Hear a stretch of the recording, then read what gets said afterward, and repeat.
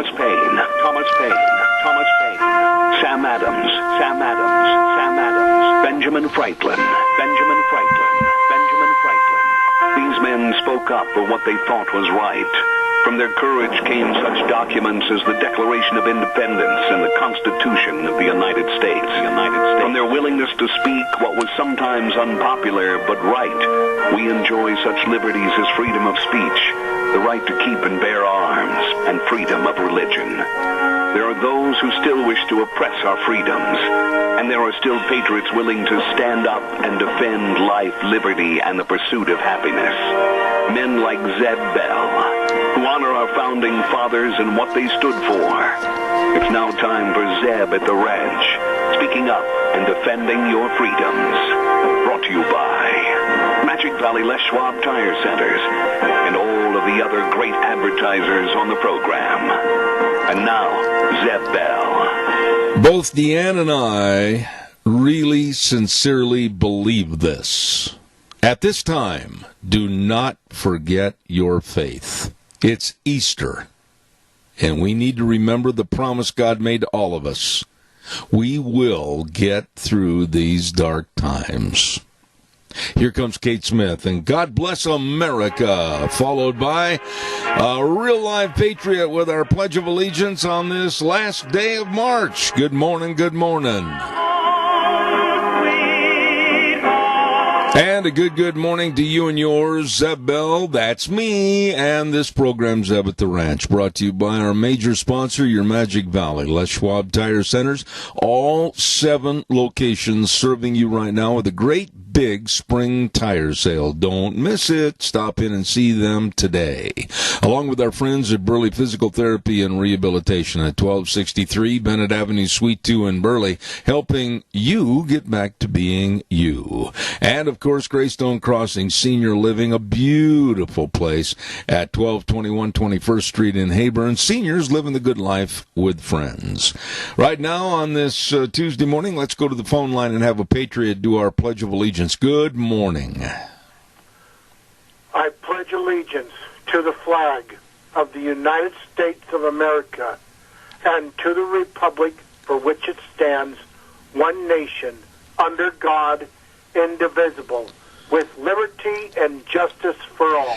My dear friend, you really put the flair that was needed in that pledge. Thank you so much. I appreciate it. God bless you. Have a wonderful day. You too. All right, sir. Thank you much. Right now, let's go to the weather forecast without further ado. And brought to you by Roger and the crew over at K&R Rental. You know, it was so nice to have him on the program last week and visit with him for a few minutes and talk about everything that they've got for the best tools and equipment over at K&R Rental at 256 South, 600 West of Heyburn, right there on the Burley-Paul Highway. You can't miss them. I mean, they've got everything over there for both long and short-term rental. You stop over, get ready for all those spring jobs. You better believe it. All the garden and lawn equipment, the rototillers, everything at K&R Rental. Right now, here's, I believe, Gina with the weather. We're going to be in a wind advisory for today and maybe some precipitation. Here's a look at your weather forecast. Showers likely, cloudy skies. We are expecting a high of 53. Winds out of the west-southwest at about 20 miles an hour. Gusts as high as 40 miles an hour. And we are expecting about a 70% chance of rain. Showers high of 53 tonight. That's going to be tapering off. Maybe those rain showers going to turn into snow showers at the low of about 29. That could continue for tomorrow morning. Mostly cloudy skies by tomorrow afternoon with a high of 41. As we look ahead towards Thursday, mostly sunny skies, 42 with an overnight low of 21. By Friday, mostly sunny skies and a high of about 50. That's a look at your weather forecast for Zeb at the Ranch. Let's clear this mess out of here and get some warmer days, sunshine. And the weather brought to you by K&R Rental. Roger and the crew serving you. The number to call if you want to call first and make sure that you understand what you need, they understand what you need. Everybody get on the same page. 678-3122, K&R Rental. Really, really good people. Real quick, caller, I'll be right there in a minute. I want to remind everybody, too, about Kevin and Cindy, everybody everybody over at Daryl's Cleaners. And it goes without saying that dry cleaning really does disinfect clothing and bedding and everything else. So I urge you to take your dry cleaning into Daryl's Cleaners at 1223 Albion Avenue in Burley. We've been going in there for years and years, and they do the best job of anybody. Let me tell you, too, if you having a little time problem trying to wash your clothes, don't forget the wash, dry, fold, and iron all your clothes, just like Mama used to at Daryl's Cleaners, 1223 Albion Avenue in Burley. Good morning, caller. You're on the air. Go ahead, please. Good morning, Zeb. Yes, sir. You know, as if we don't have enough problems with this virus. This morning I heard on the news that the pharmaceutical companies expect to have a little spike in any prescription that's related to the virus. Now, these people here are not being very patriotic. And the reason why China has all this market is because they priced themselves out of the market. Now, Kent, there's some way we can wake these pot lickers up? Well, I don't know, and I don't think you do either, all the particulars about the spike in pricing. Number one, you don't know about availability. Number two, you don't know about what kind of chemicals may be a little short as far as the processing of those pills and or all medicines. Number three, you don't know who's involved. You don't know if we're relying on a foreign substance coming in from a foreign country. All of those things could be causing a so-called spike. I'm not going to criticize anybody. I'm not going to point my finger at an industry until I know all the facts. I do know that the United States was very lax over the last many years and various administrations to turn that power of having our pills and our medications processed over in a foreign country, which to me is absolutely stupid. And I'm just going to wait until I find out all the particulars before I come out with a condemnation. Well, and I can certainly appreciate that. But let's look at the pattern. When they're going to raise the price of gas, they kind of ease us into Oh, yeah, yeah. And then they just stick it with us. And that's all I'm saying is they set it, and let's see where they go with it. Because the President of our United States has done everything he can to try to make this country great again. Doggone it, let's let everybody get on board and do what we can. Keith, I could not agree with you more. And when it comes to these medications and everything, I pray. I literally pray that people that need the medications for any and all and a sundry of problems, diseases, whatever, I hope it's always going to be there at a price that is going to be lower than what they've been gouged in the past. I certainly hope and pray that. But I absolutely am not going to point the fingers until I find out where really all the fault lies. Well, we don't even know which companies are producing it or anything like it. I just wanted to point out that they warned us. Yeah. And the way the gas prices go, this is probably the same pattern. Well, and again, I'm not chastising you at all because I think it's a very fair worry that you have. And I'll guarantee I'll be the first one to jump up on top rail of the fence and condemn and damn these people for price gouging like has already happened with various medical equipment needed for the coronavirus protection. Anybody that would look at a situation like this, and I mean this, and if somebody's offended by it, your problem, not mine. Anybody that would price gouge to make more of a profit in these times, they should be tarred, feathered, and tied to a wagon wheel without any meals for about 2 weeks. You know, you're just plain mean today, aren't you? Yep, and I'm proud of it, buddy.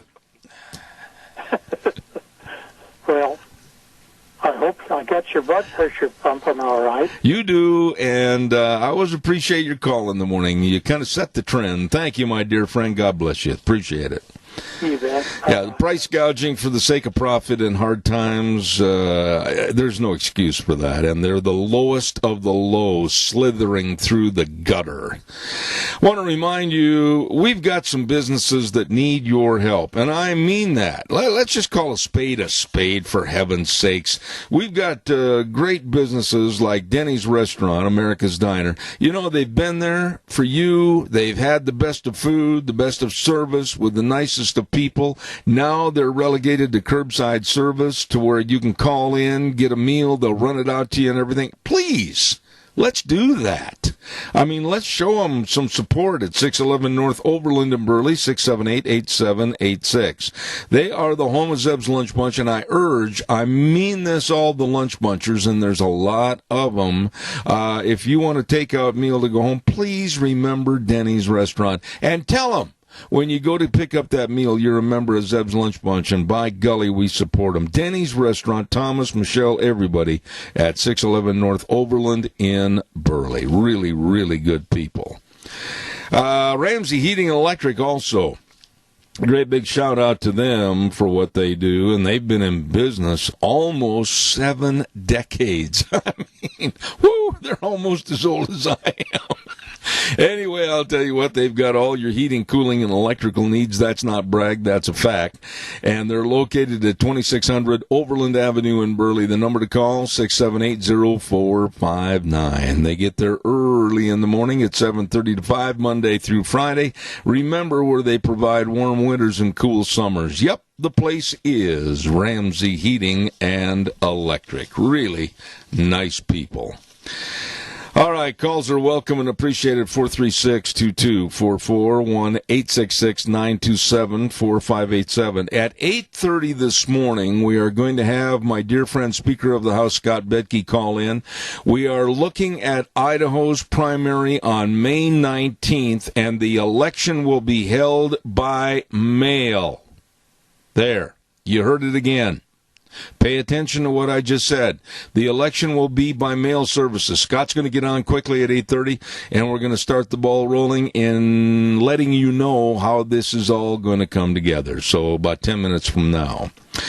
Also, kudos. And for those out in the audience that disagree with me, you had your chance to call in and arbitrate. You didn't do it. Kudos to Governor Little for signing into law Bills 500 and 509, and he said with his signing, no to changing gender on their birth certificate, no to transgender men posing as women on girls' athletic teams. So once again, I say kudos for common sense, decency, and family values to Governor Brad Little. And he and I don't agree on all things, but I'll tell you what, when he gets on the program, hopefully in the next couple days, I'm going to tell him that on the air live, that I give him kudos for what he just did. Thank you. Calls are welcome, 436-2244, 1-866-927-4587. I'd like to hear from you, so give me a call. I want to talk to you. Everything's coronavirus, this, that, and the other. But I've got another story that absolutely is of concern to me this morning that I want to talk about, and that's about Joe Biden in just a moment. So stand by. Want to remind you about Dino's Septic Service. Hello, everybody over at Dino's. I'm telling you, Ken and the crew, they are there to serve you, and serve you they do. The best of septic tank pumping and liquid waste removal, septic inspections, sewer and sink drain lines cleaned out, backhoe services. The list goes on and on. It does. And these people really care. Fast, fair, friendly service. Call them at 436-6526 or 678-1638 with a big truck that says smells cargo on the way. Dino's Septic Service. Really good folks. Joe Biden, and I dare anybody to arbitrate with me on this, because if you did disagree, you'd be wrong. The man is not mentally capable. I mean, his mind is gone. He is not transferring thoughts from the cranium to the mouth. And I have tried to be fair to this man over the many, many months that we knew he was running, and we saw some debilitating habits become much bigger and more concerning, to where he would be speaking and then all of a sudden he would end up out in Alice in Wonderland and not be able to finish his thoughts, not be able to find certain words. And then, of course, we had those on the left that called or sent me emails and said, oh, you're being too prejudiced against Joe Biden because you don't like the Democrats and you don't like Joe. Well, that's true, but I was also honest. The man is losing his faculties. He's 77, soon to be 78, and in a couple of interviews in the last couple of days on some very prestigious programs, if you want to use the word prestigious for national programs, he conducted interviews from his basement. He lost his train of thought. The train never pulled out of the station, and it fell off the tracks. He rambled, and he stumbled, and he searched for words. He had no clue how to finish a sentence regarding the topic they were talking about. Now, I admit that we've all had that happen on occasion. You know, we've all started something and went, I forgot where I'm headed on this. Or you'll be speaking and a certain word will absolutely go through one ear out the other and fly away in the environment someplace. That all happens. But this is consistency. This is consistency to the point where questions are asked and Joe Biden does not have any clue as to what monopoly board he's playing on. And when you think about it, and you look at him, and you listen to him, he is not qualified at all to be the Democratic nominee for the President of the United States. And what just absolutely upsets my apple cart is the assumption that these polls are honest and verifiable. A lot of polls, I'm going to cough in a minute, so I better hold on. Cough done. Many polls have Joe Biden leading President Trump for the presidency in November. What in the dickens is the matter with the American public? They'd better see through this smokescreen, and they'd better see what Biden really is. Incompetent, and age has caught up with him. Caller, good morning. You're on the air. Well, you said exactly what I was going to mention, the fact that he's up in these polls. And where in the heck do they get this information? Where, from MSNBC or CNN or somewhere else? Does anybody take an honest poll? Polls can be constructed and constricted any way you want them to be, and it's just the way you ask the questions or don't ask the questions. I mean, I've been involved in a lot of these different polls and everything, and I tell you what, they can be so fraudulent the way they're put together. But to think that Joe Biden, and with that far-off look in his eye, that starry-eyed, glazed look in his eye, when you look at him, honestly, Keith, for Pete's sakes, you've been a good friend of mine for years. And how old are you right now today? In 1 month, I will be 83. Okay. I would take you and the way that you present yourself and the way that you meet people and the way you conjure up your thoughts. You are heads and shoulders. You're a packed football stadium ahead of anything that Joe Biden says on a daily basis. Well, you know, and this is the fact. When I was 75, I was a commissioner on the Burley Highway District.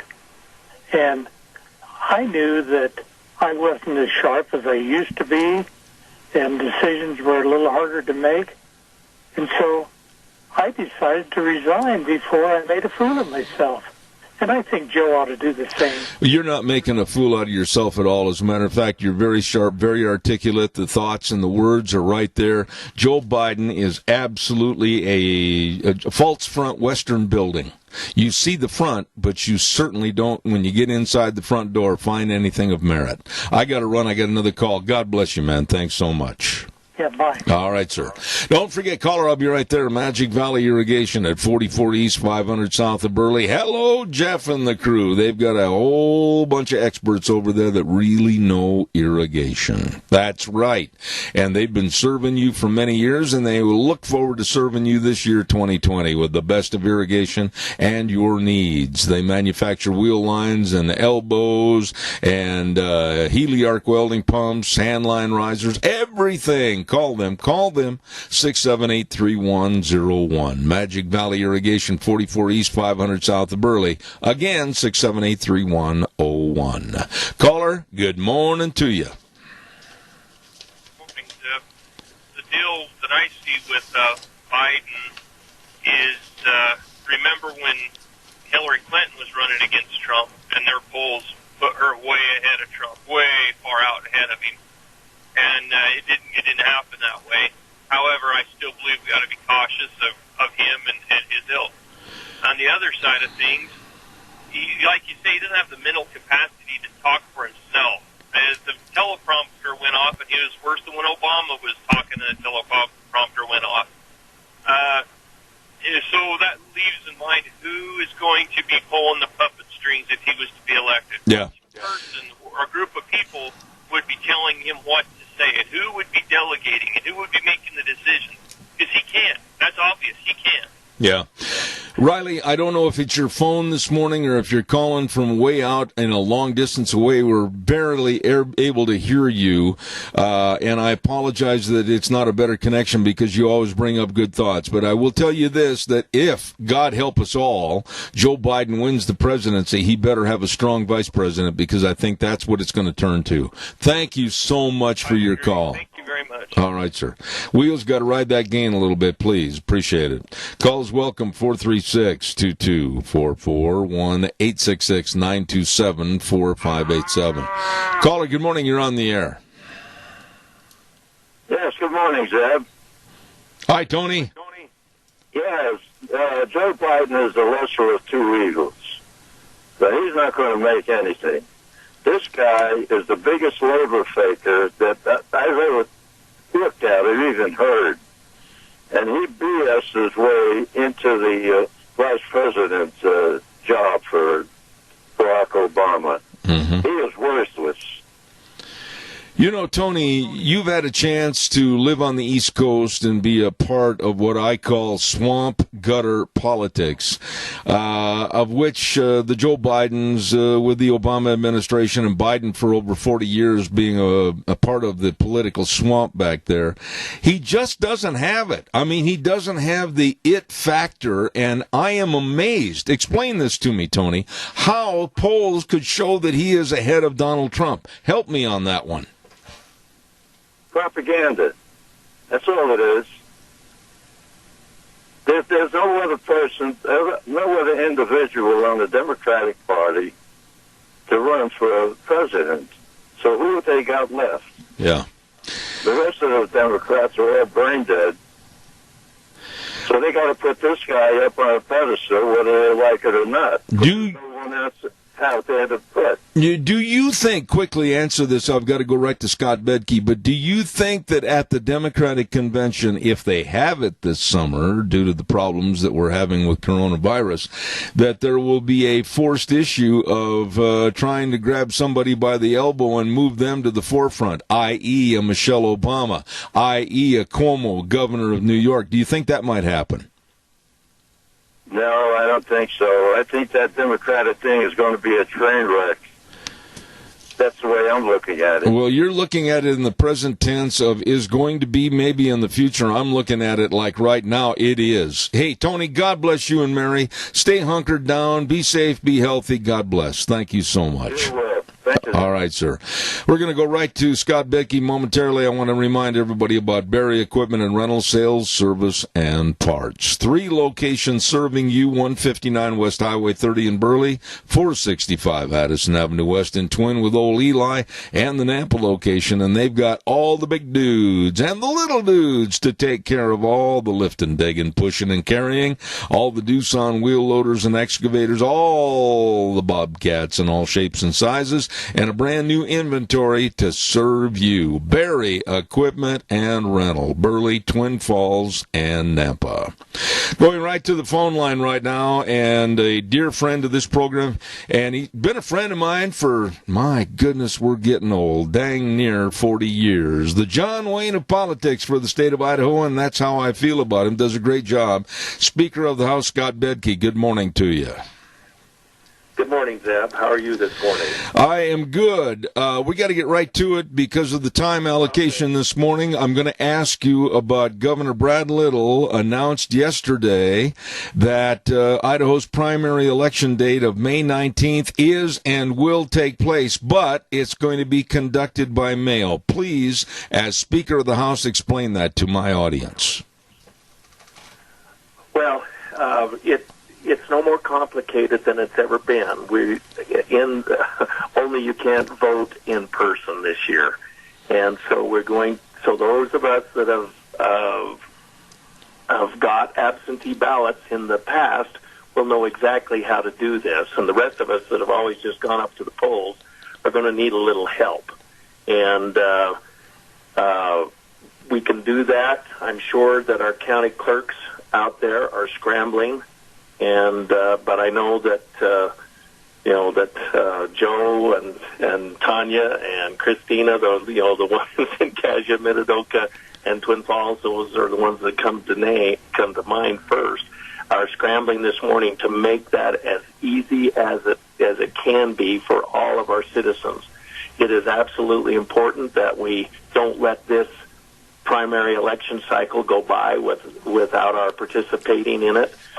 Due to, like you said earlier, due to the coronavirus and the restrictions on spreading that and exposing our poll workers who are in the susceptible part of the population.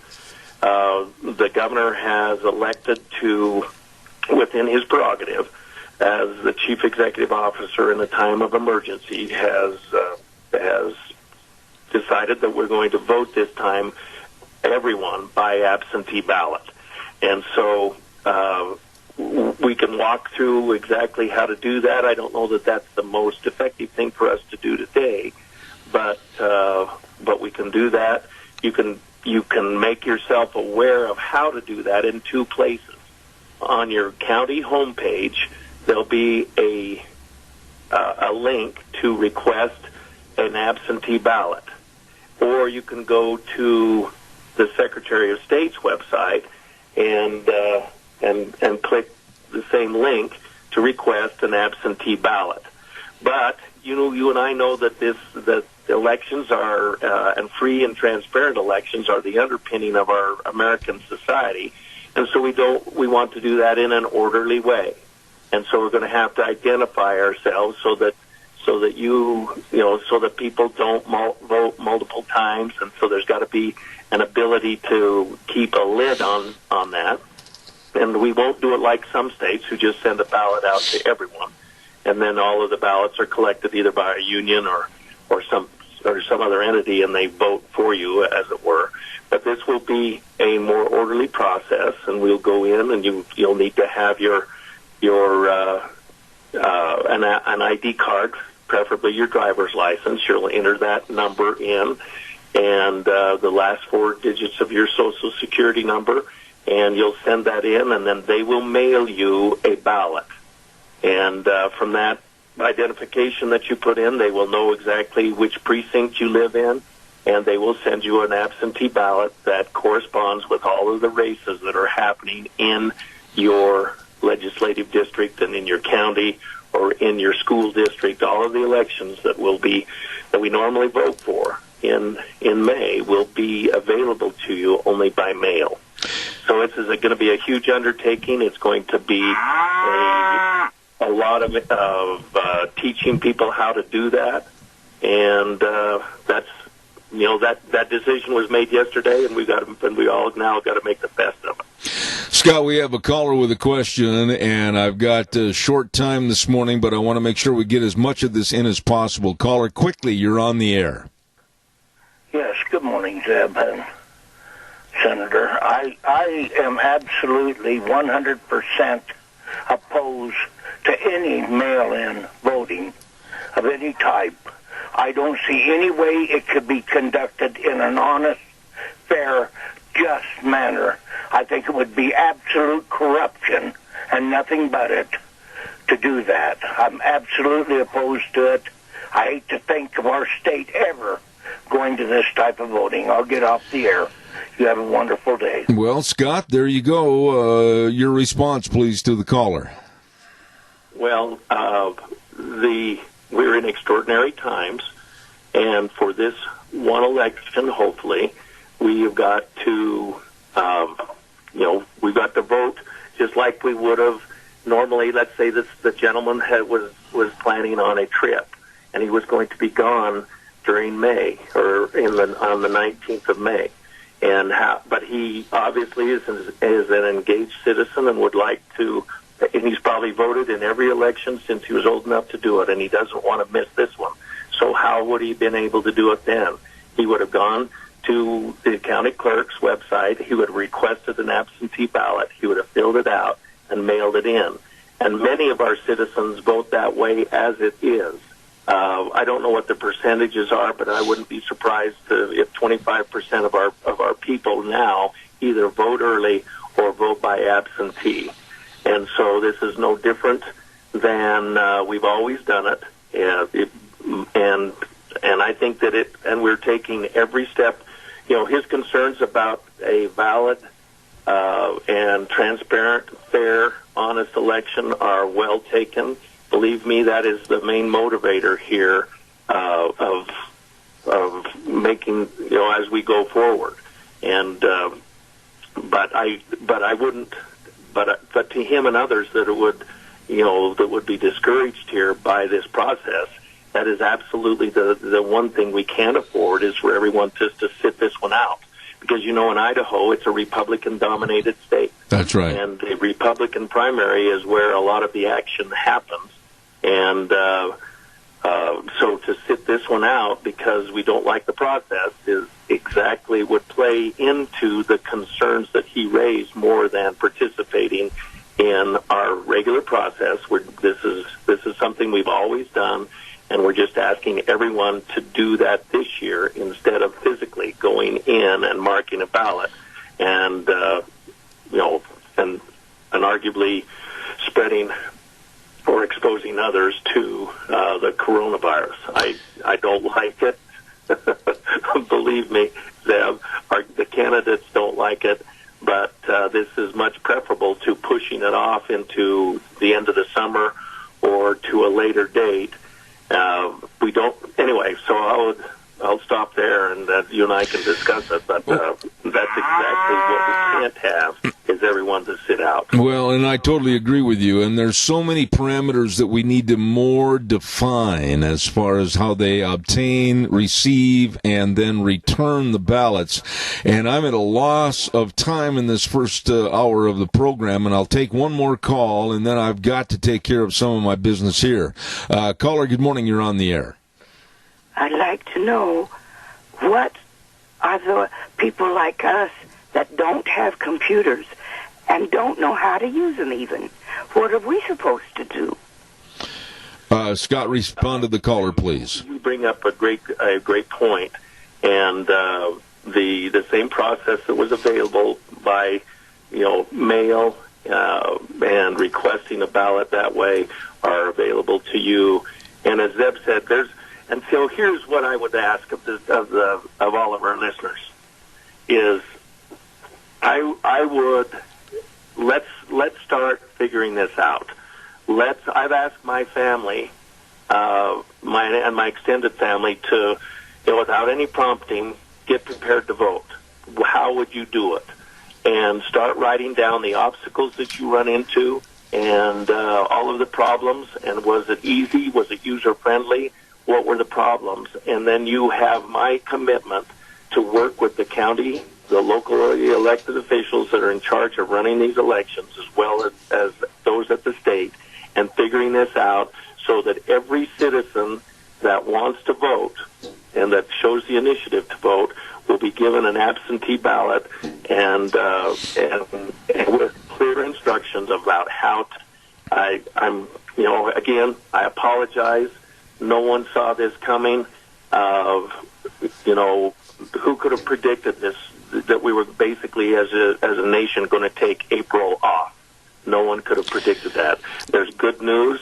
The measures are starting to work nationally, but it's going to take us some time to work our way through this, and we got to make the best of a difficult situation. We've been here before as a nation on difficult things. We can step up and do this, and you have my commitment to help streamline this and make it as easy as possible, and to do as much reach out as we have to do to make it all work for every citizen.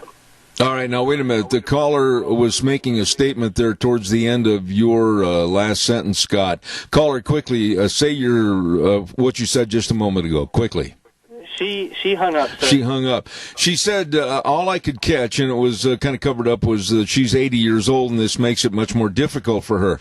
Let me ask an obvious question here that I think a lot of people are asking, Scott. And again, I apologize for the lack of time, but I just found out about this yesterday. We're going to have to do this again. Well, it's going to be many times. It's going to be many times. But here's my question. Why couldn't there be, for the getting the votes to the public, the ballots, why couldn't there be kind of a drive-in atmosphere that could be conducted in a very safe, sane manner with the protective gear? Everybody's protected. Pick up a ballot according to their name and their driver's license, and then turn that ballot in. I mean, I'm just looking at getting the ballots, to me, is going to be almost as much or more of a problem than putting them back in the mail and sending them in. I think that you're absolutely correct. There are going to be obstacles here that we will work out between here in the next couple of weeks. But I think it's going to include an all of the above option. We're going to have to make sure that our senior citizens, who are our best voters and who vote more, percentage-wise vote more than any other segment of our population, that they who have never missed an election up to this point don't miss this one either. And again, I don't know what all of the obstacles are going to be, but I'm sure there are going to be a lot of them. And that's why I'm asking you and your listeners to start working through the logistics of this so that each person that wants to vote has the ability to vote, because it is so, well, it's the basic underpinning of our society here. Well, we've had, like I say, this is nothing new. The ability to vote absentee has been around since the very first election, and nothing has changed there. But we're all going to have to get familiar with how to do it because of the national situation and our statewide situation. I will say this. I will say this. We've got 49 days. Well, today, counting today, 50. We got 50 days to get this thing, the axle back on the wagon and grease the wheels and take off for town. I mean, we got to get this thing done. And I'm going to be relying on you, Representative Fred Wood and Senator Kelly Anthon, and we're going to get this thing put out in front of the public. And I hate to say it this way, but today was just a teaser, if you will, to let people know what has to be done, how they're going to try to get it accomplished, and then the big burden on each of us is going to be making sure that everybody understands. So I'm going to be calling you after the program. We're going to try to get more of this information set up on how we can get it disseminated to the audience. But I want to tell you, Scott, how much I appreciate your taking the time this morning to come on the program. Well, you're welcome, Sam, and it's going to take all of our best efforts to pull this off. But I think we're up to the task, and it's too important to not be up to the task. And so, again, you have my commitment to make this make this thing go as well as we possibly can make it. I guarantee you that we will do all we can from this program, this studio, to make it as easy a transition as possible with the information that's necessary for the audience. So, Speaker of the House, Scott Bedke, God bless. I'll be in touch with you later on this morning or this afternoon, and thank you for coming on the show this morning.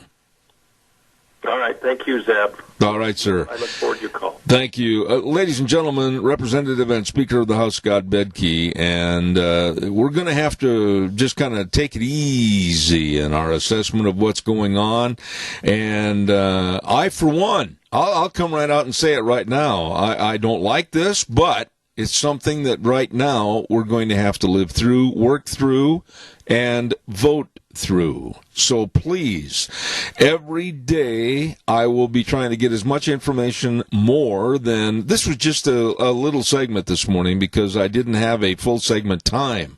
But I will say that, like I said, Scott Bedke, Fred Wood, Kelly Anthon, and others, we're all going to be working to get this information to you, the listening public, on the May 19th, voting through the mail. So we'll work it out. Right now it's time for the weather, and the weather brought to you by our friends at Mount Harrison Audiology and Hearing Aids, and they are right behind the Minidoka Hospital across from the emergency room and very accessible to serve you and your hearing health.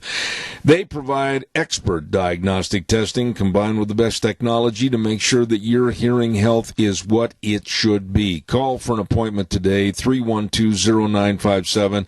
And during these really weird times right now, they are right now shipping a lot of the batteries for hearing aids to people that need them. All you need to do is call them at 312-0957. They will help you all they can at Mount Harrison Audiology and Hearing Aids. And right now, here's Gina with the weather.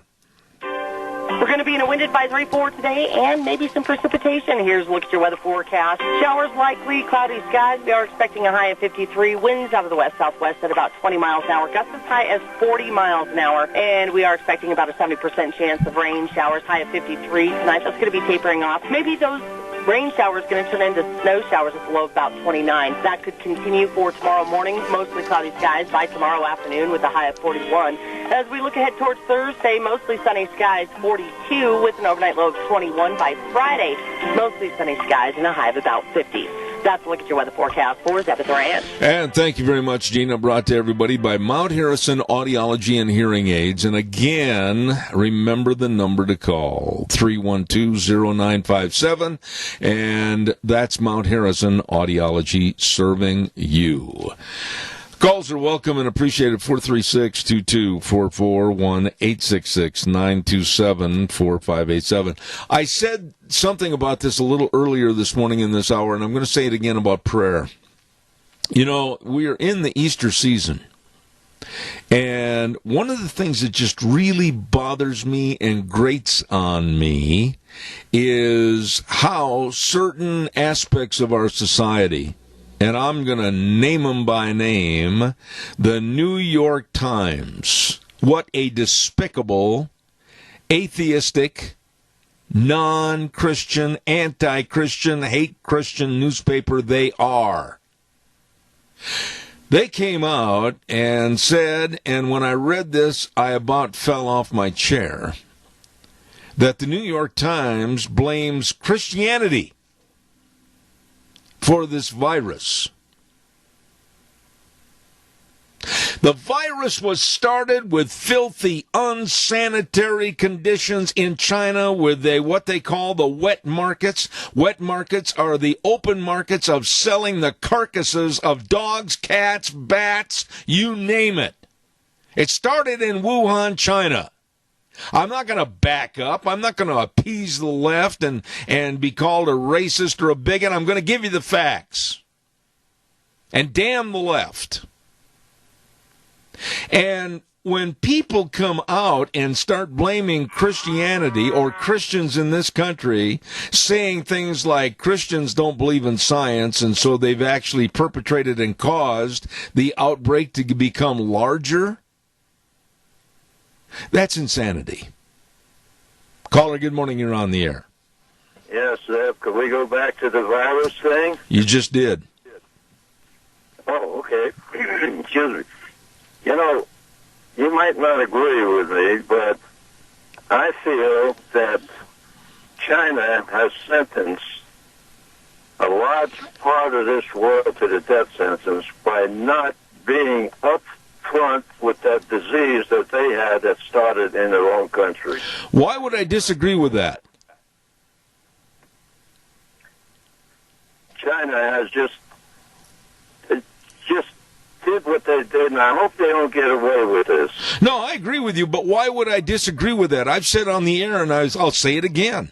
I think the Chinese officials and Chinese government, they absolutely need to be held accountable with dire straits provided to them for what they've done, what they've let loose on the world's population. I have no use for what they did, and I think they should be held accountable. I agree with you. Anything I see marked China will stay on the shelf from now until doomsday. Amen. Amen. I couldn't agree more. I mean, you start a parade, I'll walk with you carrying the flag. I agree with you. Thank you. Okay, Zeb. I've vented what I have to say. God bless you, Tony. Always appreciate you.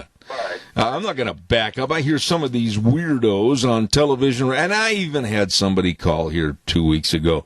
Well, you're kind of being a racist and a bigot by blaming China. I am not. Do we have to back up and say, oh, no more Chinese fortune cookies, or no more, what's the game, Chinese checkers or anything, and eliminate all those phrases? Because if we say that, we're going to be racist. That doggone virus started over there. Hold them accountable. But for the New York Times and others to use this world pandemic as a way to slam and denounce and belittle Christianity, how dare they?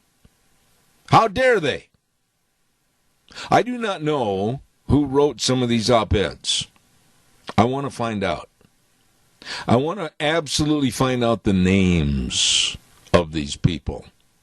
And then I'm personally going to attack on written form or in verbal form who they are, and what they don't stand for.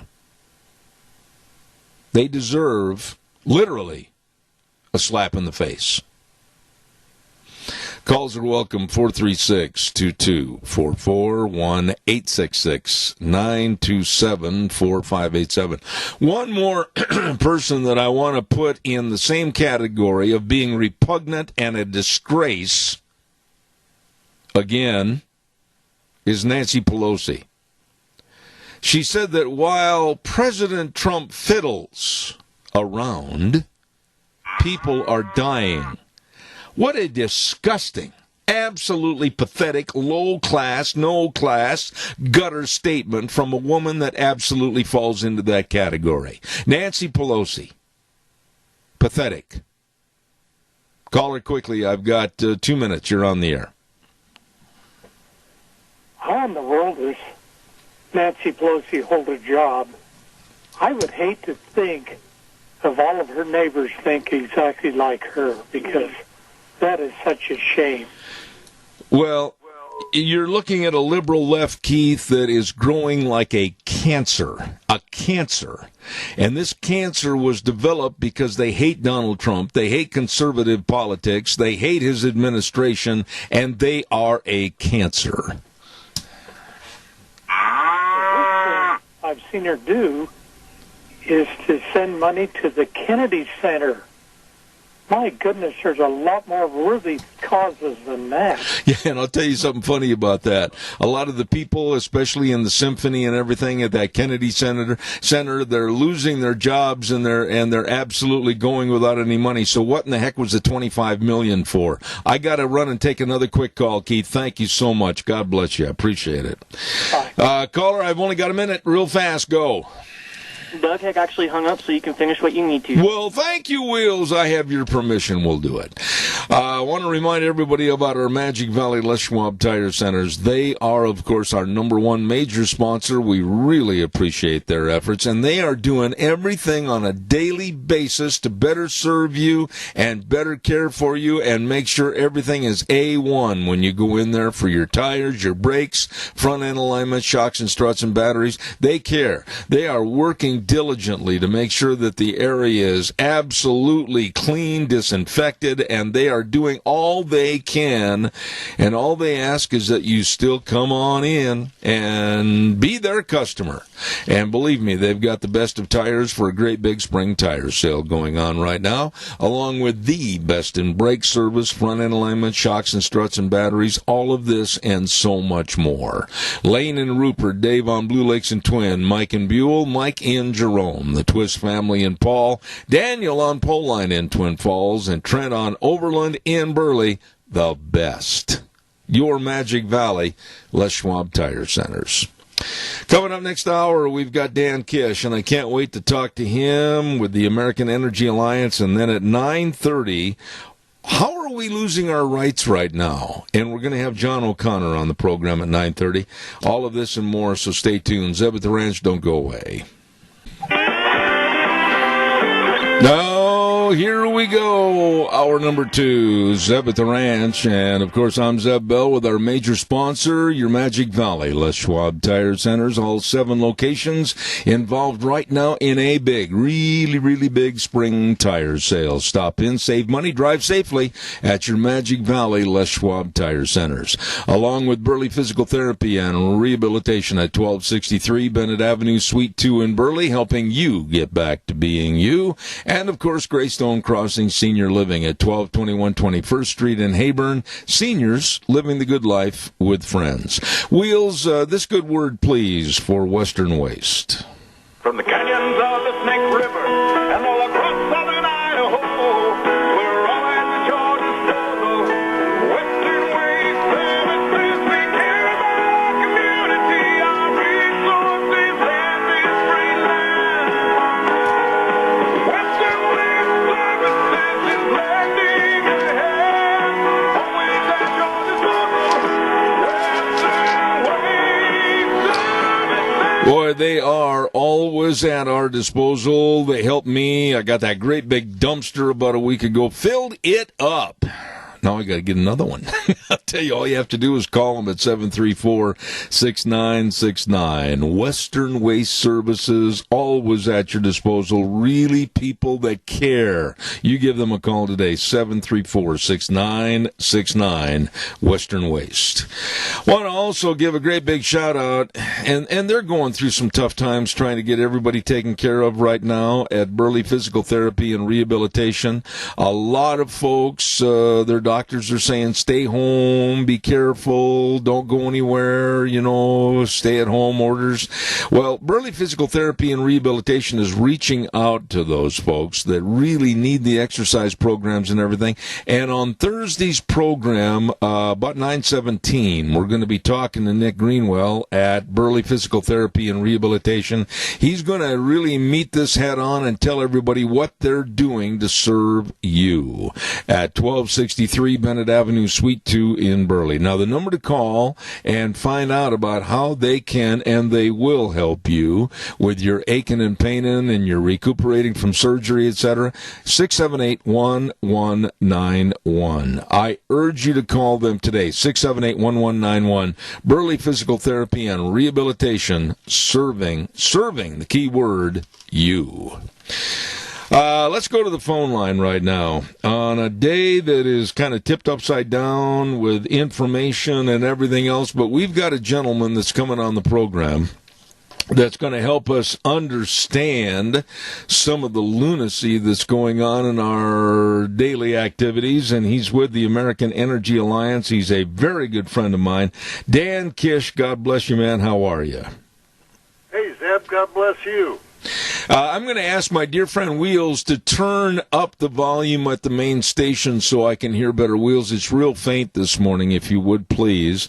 And Dan, one of the questions I got, and I got a lot of things to talk about, wind farms, with all these cancer sticks I call those wind turbines, solar farms and everything. But here's an interesting situation we're in right now, and I want you to respond to it.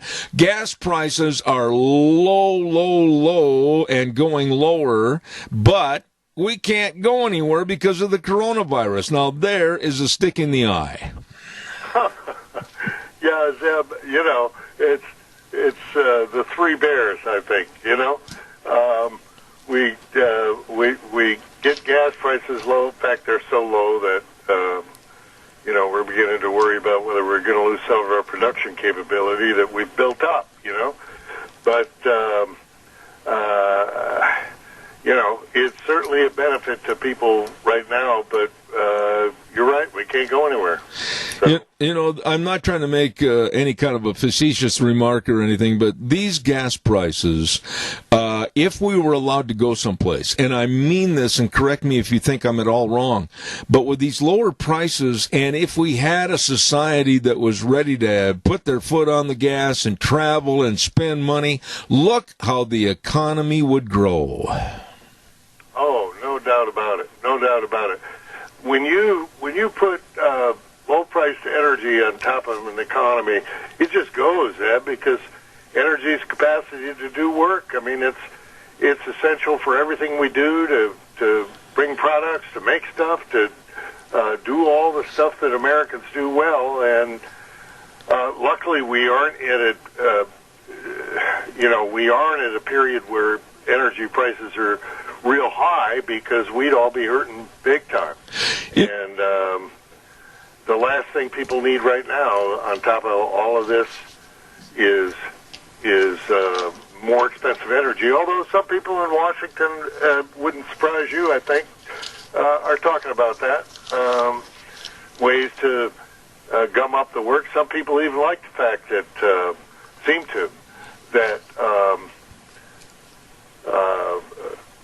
the economy is suffering, and people are getting hurt because they say, "Oh, gee, look at our emissions are down." Yeah. Well, emissions went down during the Depression too, and there is no benefit to having this happen. In order to have a capitalist economy, and this is part of the reason I'm convinced that these people oppose it, you need energy to be able to expand production of things, put people to work, make people's lives better, and those are the essential things that really matter when it comes right down to it. And of course, we got some folks just celebrating the fact that a lot of people are hurting. Dan, you're back there in the swamp area, and you can take your binoculars and probably follow some of these loons that are out there absolutely happy as little chipmunks because we're in dire straits right now. Oh, goody, they're not driving cars. Oh, goody, they're not doing anything that's going to pollute the atmosphere.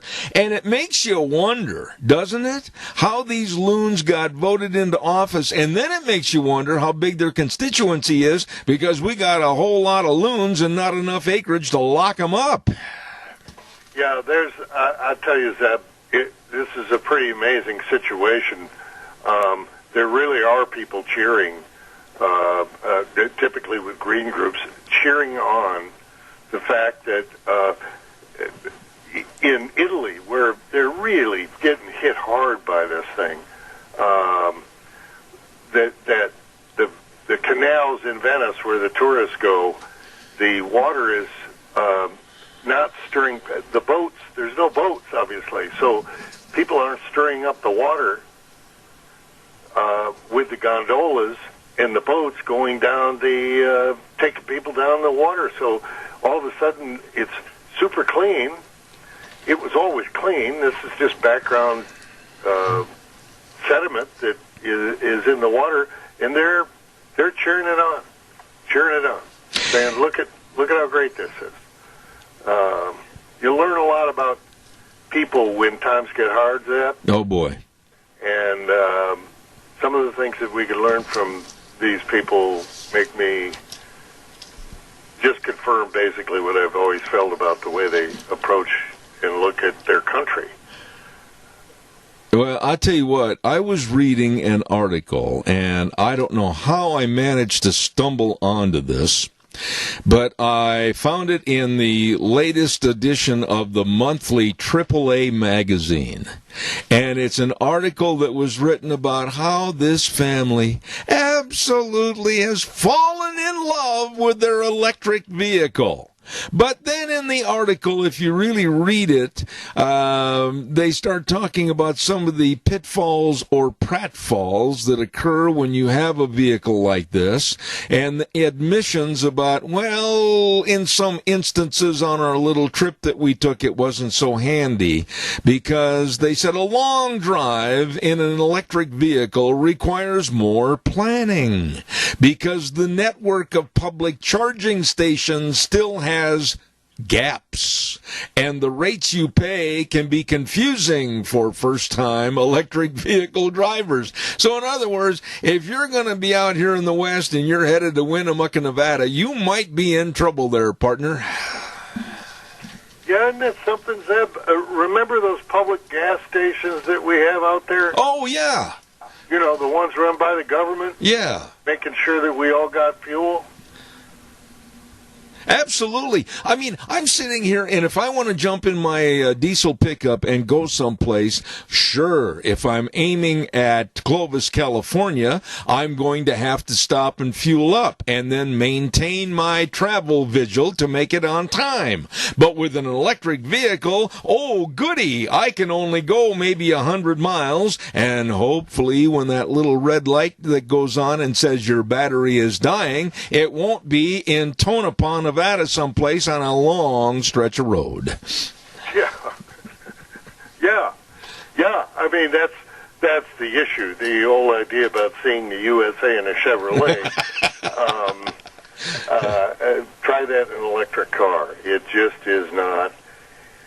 And honestly, Zeb, I mean, think about it. If the quickest they've got, and these are super chargers that they have top of the line, very expensive to put in electric chargers because the batteries won't withstand just up and up the voltage or amperage. They're very delicate, and you don't want to destroy the batteries on them. So basically, what they've got is a situation where if you're low on fuel, electricity, you've got to spend about 30 minutes at a gas station, at an electric station, whatever you want to call it. And think about the lines at the gas station. You like waiting in line at the gas station, Zeb? I don't. Yeah. You'd have to have a Walmart parking lot, if you're lucky, with people waiting while somebody else waits a half an hour and gets their car charged. Well, let me ask you this, Dan. I didn't mean to interrupt you, but I got to ask you a question there because I'm an old man, and if I wait and linger, I'll forget it. So let me ask you this. What are the costs at these charging stations? I mean, and how do they pay? Do you slip your credit card in there, and they charge you X amount of dollars? What's the cost of recharging? Yeah, well, what they want to do, Zeb, and the utilities want to do this, so watch out to hold power on this. They'll be trying to jack your bill up and charge you for it. But this is what a lot of utilities want to do. They want to be able to put in electric pumps, let's call them, throughout the country, and then charge the people, everybody, even though less than 2% of the cars on the road are electric, everybody's electric rates go up to pay for their storefront so that they can sell more electricity out the back door. And the public utility commissions and the politicians have got to be keeping an eye on them. That's how they'd like to do it. But theoretically, you put in a credit card, and the cost of the electricity's low, but your time's worth something, isn't it, Zeb? I mean, most people get paid by the hour, or their salary's based on what they put out, and waiting a half an hour for your car to juice up so that you can go another 150 miles, because it doesn't give you a full charge. That's only about 80%. Yeah, and in this article, you touched it right on it, Dan. You hit the nail on the head. This woman that wrote the article says, well, we looked for and found a 240-volt public charger in a Point Arena parking lot. We plugged it in and headed for lunch across the street at the delightful so-and-so, the name of the bakery, and then we went back to our car to finish the final 35 miles to our destination. 35. I live 35 miles from Twin Falls. I live 30 miles from Burley. I'm right in between. I have to make that sometimes twice a day. Holy cow, I don't want to get stuck in the middle having to find a charging station. Absolutely. And wait. And you know, I mean, right now, country's shut down. You couldn't even go across to get donuts. I guess you could take them out. But that's the whole point. It just isn't well thought out yet. I mean, if the technology were there, if you could pull up, charge a battery in, 3 to 5 minutes, the way it is when we pump our rigs full of fuel, that'd be one thing. But if you've got to wait for somebody for half an hour, I don't like waiting here in the D.C. area that's pretty condensed. People wait at gas stations. They wait behind one another, typically one or two cars at most. If you happen to hit it at the right time, if you're lucky, you can pull right up. And think of the idea that somebody's taking a half an hour. Yeah. You know what that's like when you're in the checkout lane. Yeah. And somebody's up there messing around, or they've got some snafu that happens at the checkout. It's not something people want to spend their time on, and people certainly wouldn't want to spend their time on that. And what she's talking about is a public charger at 240 volt. What I'm talking about is a three-phase, if people understand that, charger that is super expensive but can do it in a short time. A 220 volt charging system won't charge a car, won't charge an electric battery very rapidly. That's not a half an hour for an 80% full. That's much longer. We've got a call waiting, but I want to say this quickly. And we're talking about a lot of this in warmer climes. I mean, like spring and summer, to where you can sit and lounge and walk down the street and go to a cafe or whatever. What about in the middle of winter, like up in Wisconsin where I was born and raised, and it's snowing and the wind's blowing 500 miles an hour and it's below zero, and you're going to wait at a charging station? Are you kidding me? Yeah. Well, see, Zeb, what you do in a case like that is just you go ice fishing and you plug your vehicle into the current. I should have known. Here's a caller with a question. Caller, good morning. You're on the air. I had to chuckle at his comment there. I have a statement and a question. I work for myself. I deal in alternators and starters and deal with batteries all the time. And the faster you charge the battery, the slower or the lower the life range is on it. And on Alfresco Road here, 21st Street in Hayburn, I see right across from Walmart, they're putting in electric charging stations with Tesla written on it. And I've seen a service station over here that's got electric charging stations, had them there for 2 years. I have yet to see a vehicle backed into it. And my question is, when you plug an electric car in on the grid, the circuit, what does it do? It has to really draw down on the electric grid. I think that is an excellent question. And Dan, by the way, I know this man personally. He's a straight shooter. Respond to the caller, please. We'll answer on the air, Doug. Thank you. Yeah, your caller's absolutely right. Batteries, that is the problem with fast-charging batteries. Whether they're the typical kind of battery we have in our cars, lead-acid batteries, or the lithium-ion batteries. And that's the problem, they will destroy the batteries if you charge them too rapidly.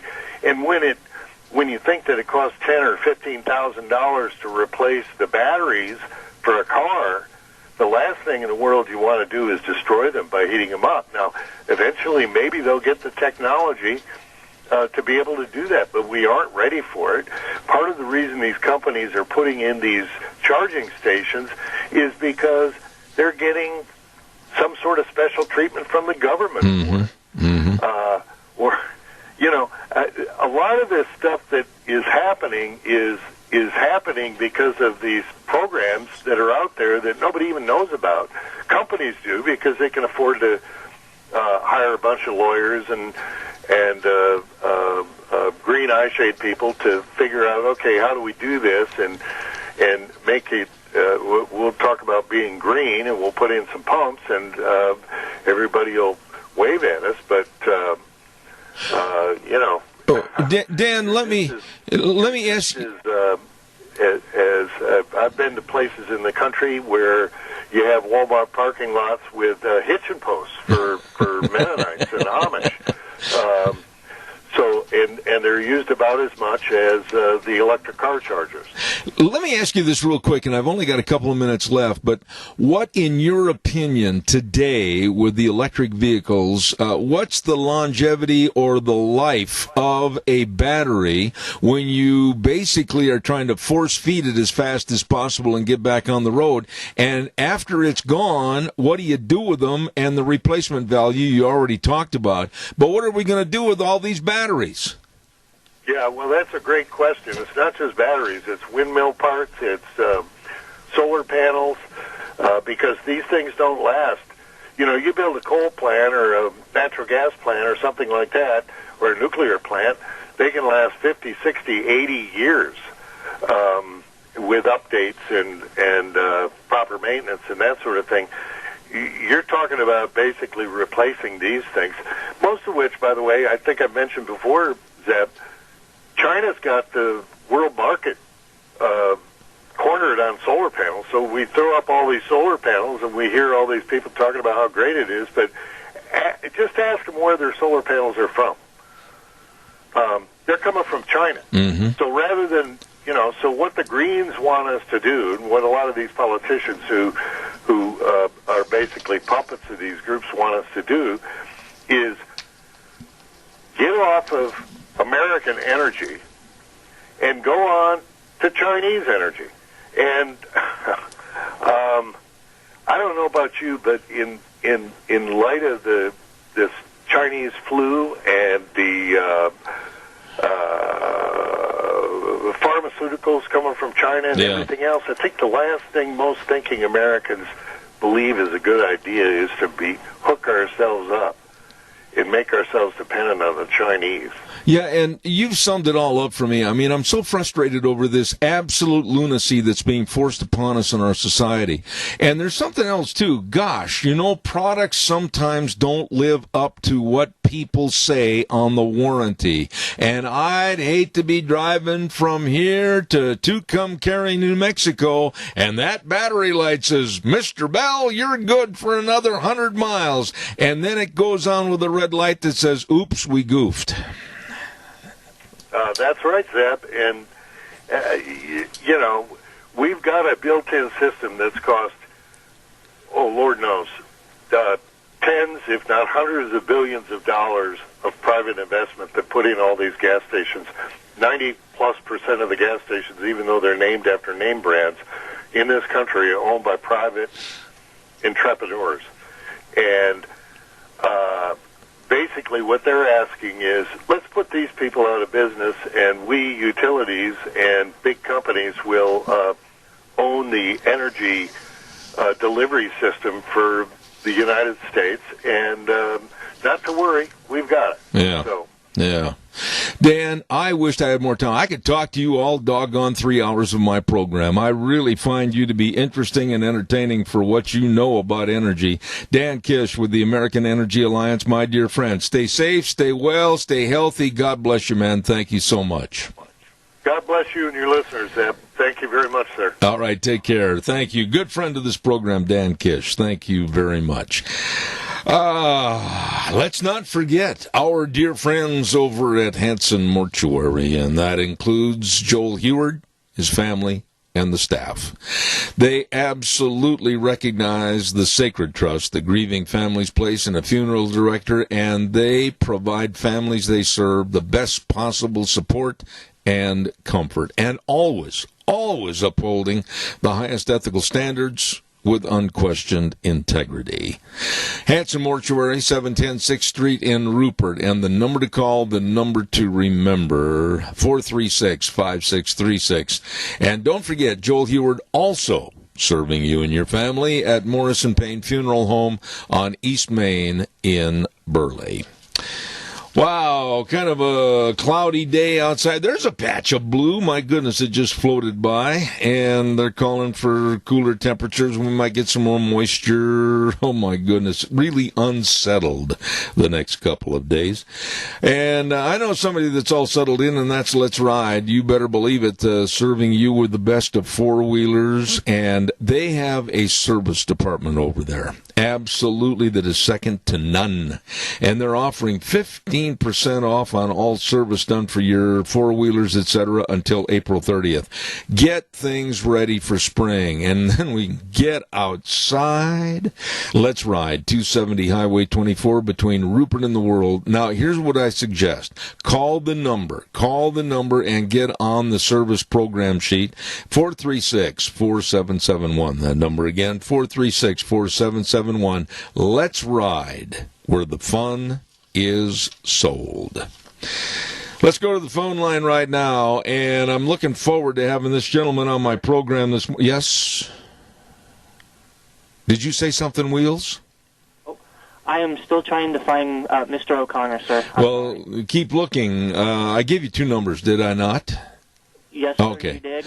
Keep trying, if you would, please, and I'll kind of hang loose here for a minute and remind everybody about what's going on. Now, we mentioned last hour, and I'm going to keep mentioning this, and we're going to really have to do a lot of work on this, with Speaker of the House Scott Bedke, Senator Kellyanne Thon, and Representative Fred Wood, about the Idaho primary election will be on May 19th, literally about 50 days from today.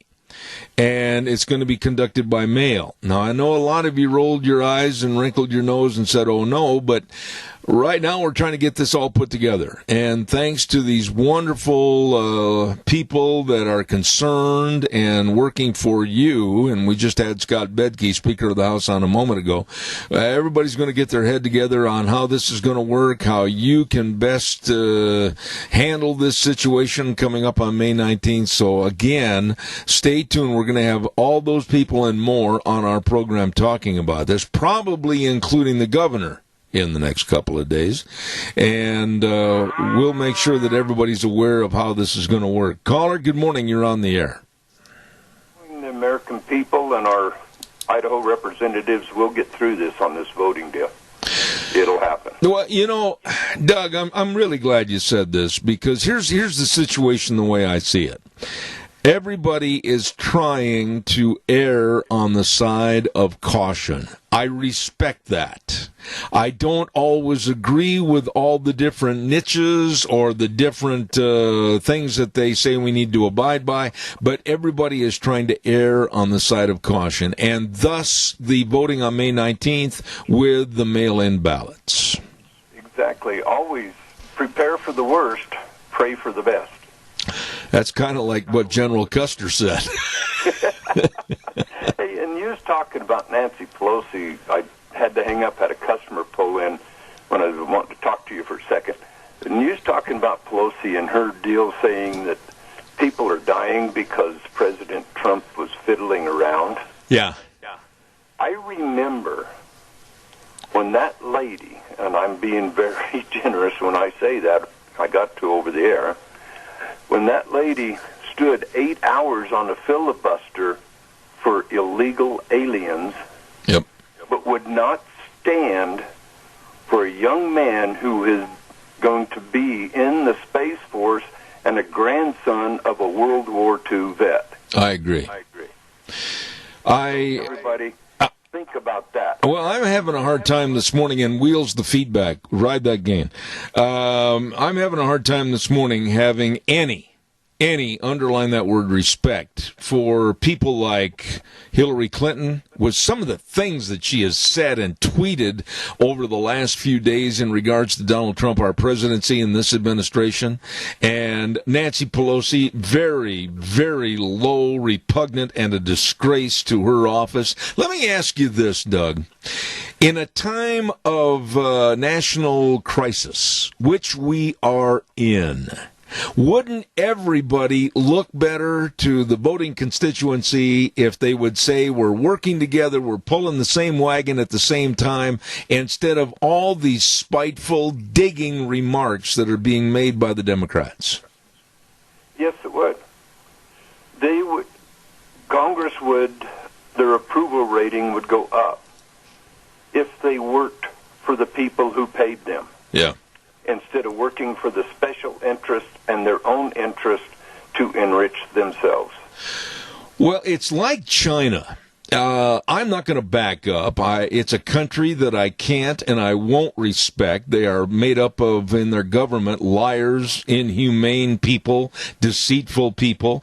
And you know as well as I do, when I make this next statement, I'm absolutely right. All they want is world dominance of power. Exactly.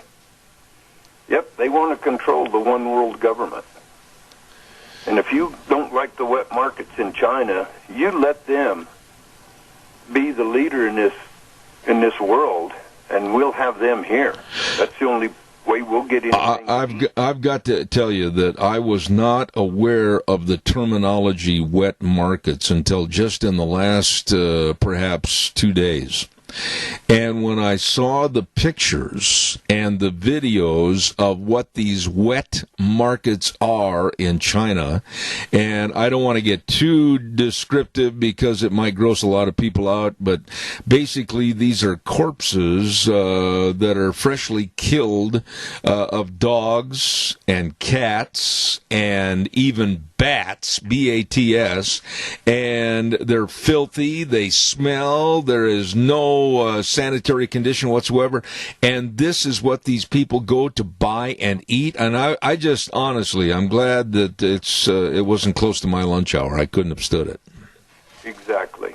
And I've seen a video of how they will cook some of the dogs, and I'll tell you what, it brought tears to my eyes. Yeah. I'm an animal lover, and I pray every night that the innocent animals of this world get to be treated better than what they have. Well, and the point is, whether it was in a laboratory in Wuhan or whether it was from one of these wet markets with the pushing forth and promoting the virus that left there and went worldwide, it doesn't make any difference. It was over in China, with these very unsanitary conditions and very, very inhumane conditions, and they lied about it. They're very deceitful about it, and they won't take the blame. But here's the rub. Our own media in this country is actually siding with China, and anybody like me is a bigot and a hate monger for saying so. So here's to the New York Times and others. I am going to stand behind calling China deceitful and liars because they have endangered all the lives of the world because of their absolutely filthy and unsanitary conditions. Exactly, and they would not let President Trump send a bunch of doctors over there to help find out how this started and what we can do to attack it. Absolutely. They would not let them come in. And here's the thing that blows my mind. And you following the news, you know, I got to check with Wheels real quick, Doug. Stand by. Wheels, did we get our guest? Yes, sir. I was just going to let you know. All right, I'll be right with him. Have him stand by. The World Health Organization is absolutely kissing up to China in these days of crisis for the problem they caused. I cannot explain it other than the world has gone bananas, and they treat China like they are the new world leader, and they need the respect. I can't do that. Then China needs to step up and start paying what we pay to the World Health Organization, and we need to withdraw our money from them. Amen to that. My dear friend, I appreciate your call. Thank you so much, Doug. God bless you. Ladies and gentlemen, right now we're going to go to the guest that was scheduled for 9:30 this morning, and here he is. And he has a book called Postgate, How the Washington Post Betrayed Deep Throat, Covered Up Watergate, and Began Today's Partisan Advocacy Journalism. Former Assistant U.S. Attorney in Northern California. Whew, a lot of accolades. John O'Connor, how are you? Hey, Zeb, good morning. Sorry I'm a couple minutes late here. I got held up on another call. I'm sorry. Well, I will let that go this time, but the next time you have to pay $200 or on the Monopoly board, go to jail. Okay, great. I'll tell you what you just said, Zeb, was right on. And one of the things that we're doing, the media is doing, is, first of all, they're not telling the real truth about China. That's a big deal.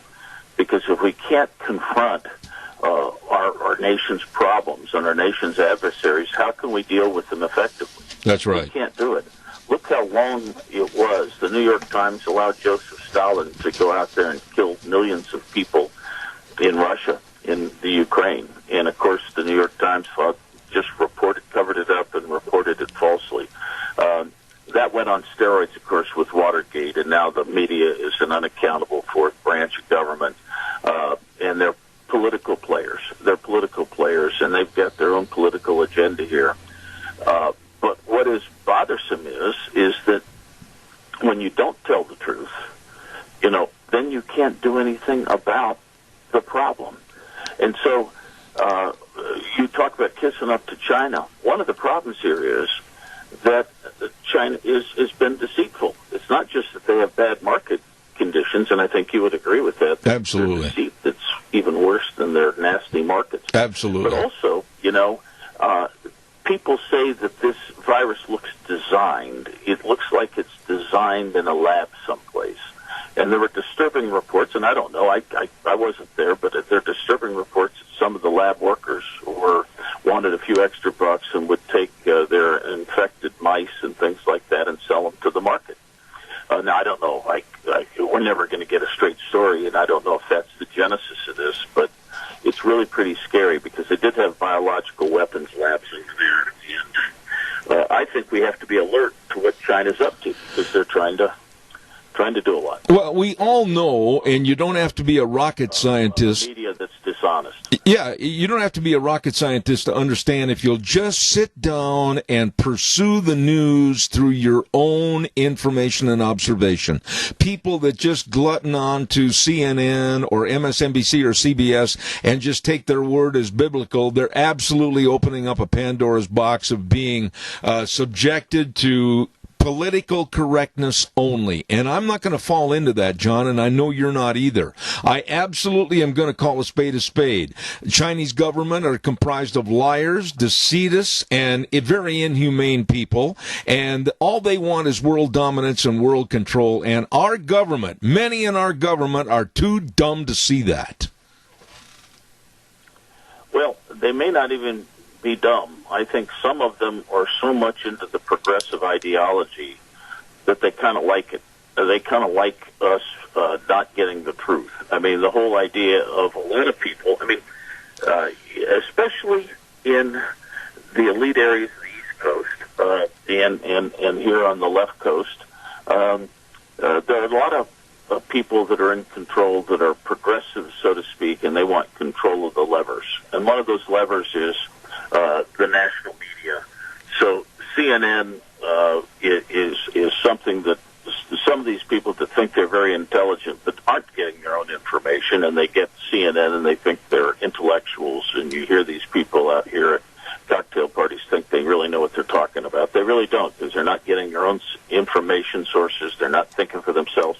And I don't blame them. I mean, that's a natural byproduct of our society, especially busy urban life. That's all people can do is get the news from CNN or MSNBC. But boy, it's not helping our national life, is it, Zeb? No, and John, I want to ask you, because you're the man that knows. I mean, you are a constitutional lawyer. You understand what's happening. I am going to go along. I want to say this very carefully. I'm going to go along now, right now, with the edicts that are coming down saying, thou shalt stay at home, thou shalt not mingle, thou shalt not do this, etc., for a period of time. But, John, I've got a business to run. I've got a business of sales and advertising, and my business is really suffering like so many people in this country. And I'm also very worried about the rights of being a citizen in this United States of America that may be erased or dwindling because of this coronavirus. What are your thoughts on that? Well, you are correct, Zeb, that this whole affair is drawing upon the reservoir of goodwill that good patriotic people have. And I think it's a good thing. I'm very proud of the response of our countrymen like you who say, look, I don't like this, but I'm going to go along with it because it's for everybody's good. And I think right now we are doing the right thing. The real question is, I'm not real happy with the media's response, but that's another matter. Now the rubber's going to hit the road soon. After we get enough data, and after we can go from uncertainty to risk and maybe have enough medicine around, now the challenge is going to be, do we allow some know-it-all politician, and I'm not really talking about President Trump, I'm really talking about others in the country. We have a governor of Virginia that's shutting people out until June 15th.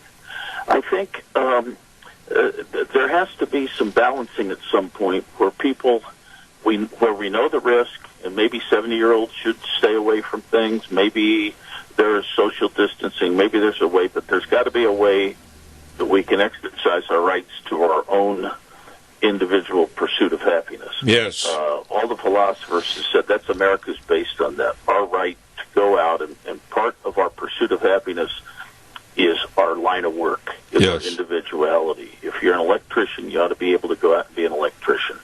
And that's the whole idea. And then take your risk as people personally responsible and individually. And hopefully that day will come and we'll be able to have a unified response to that.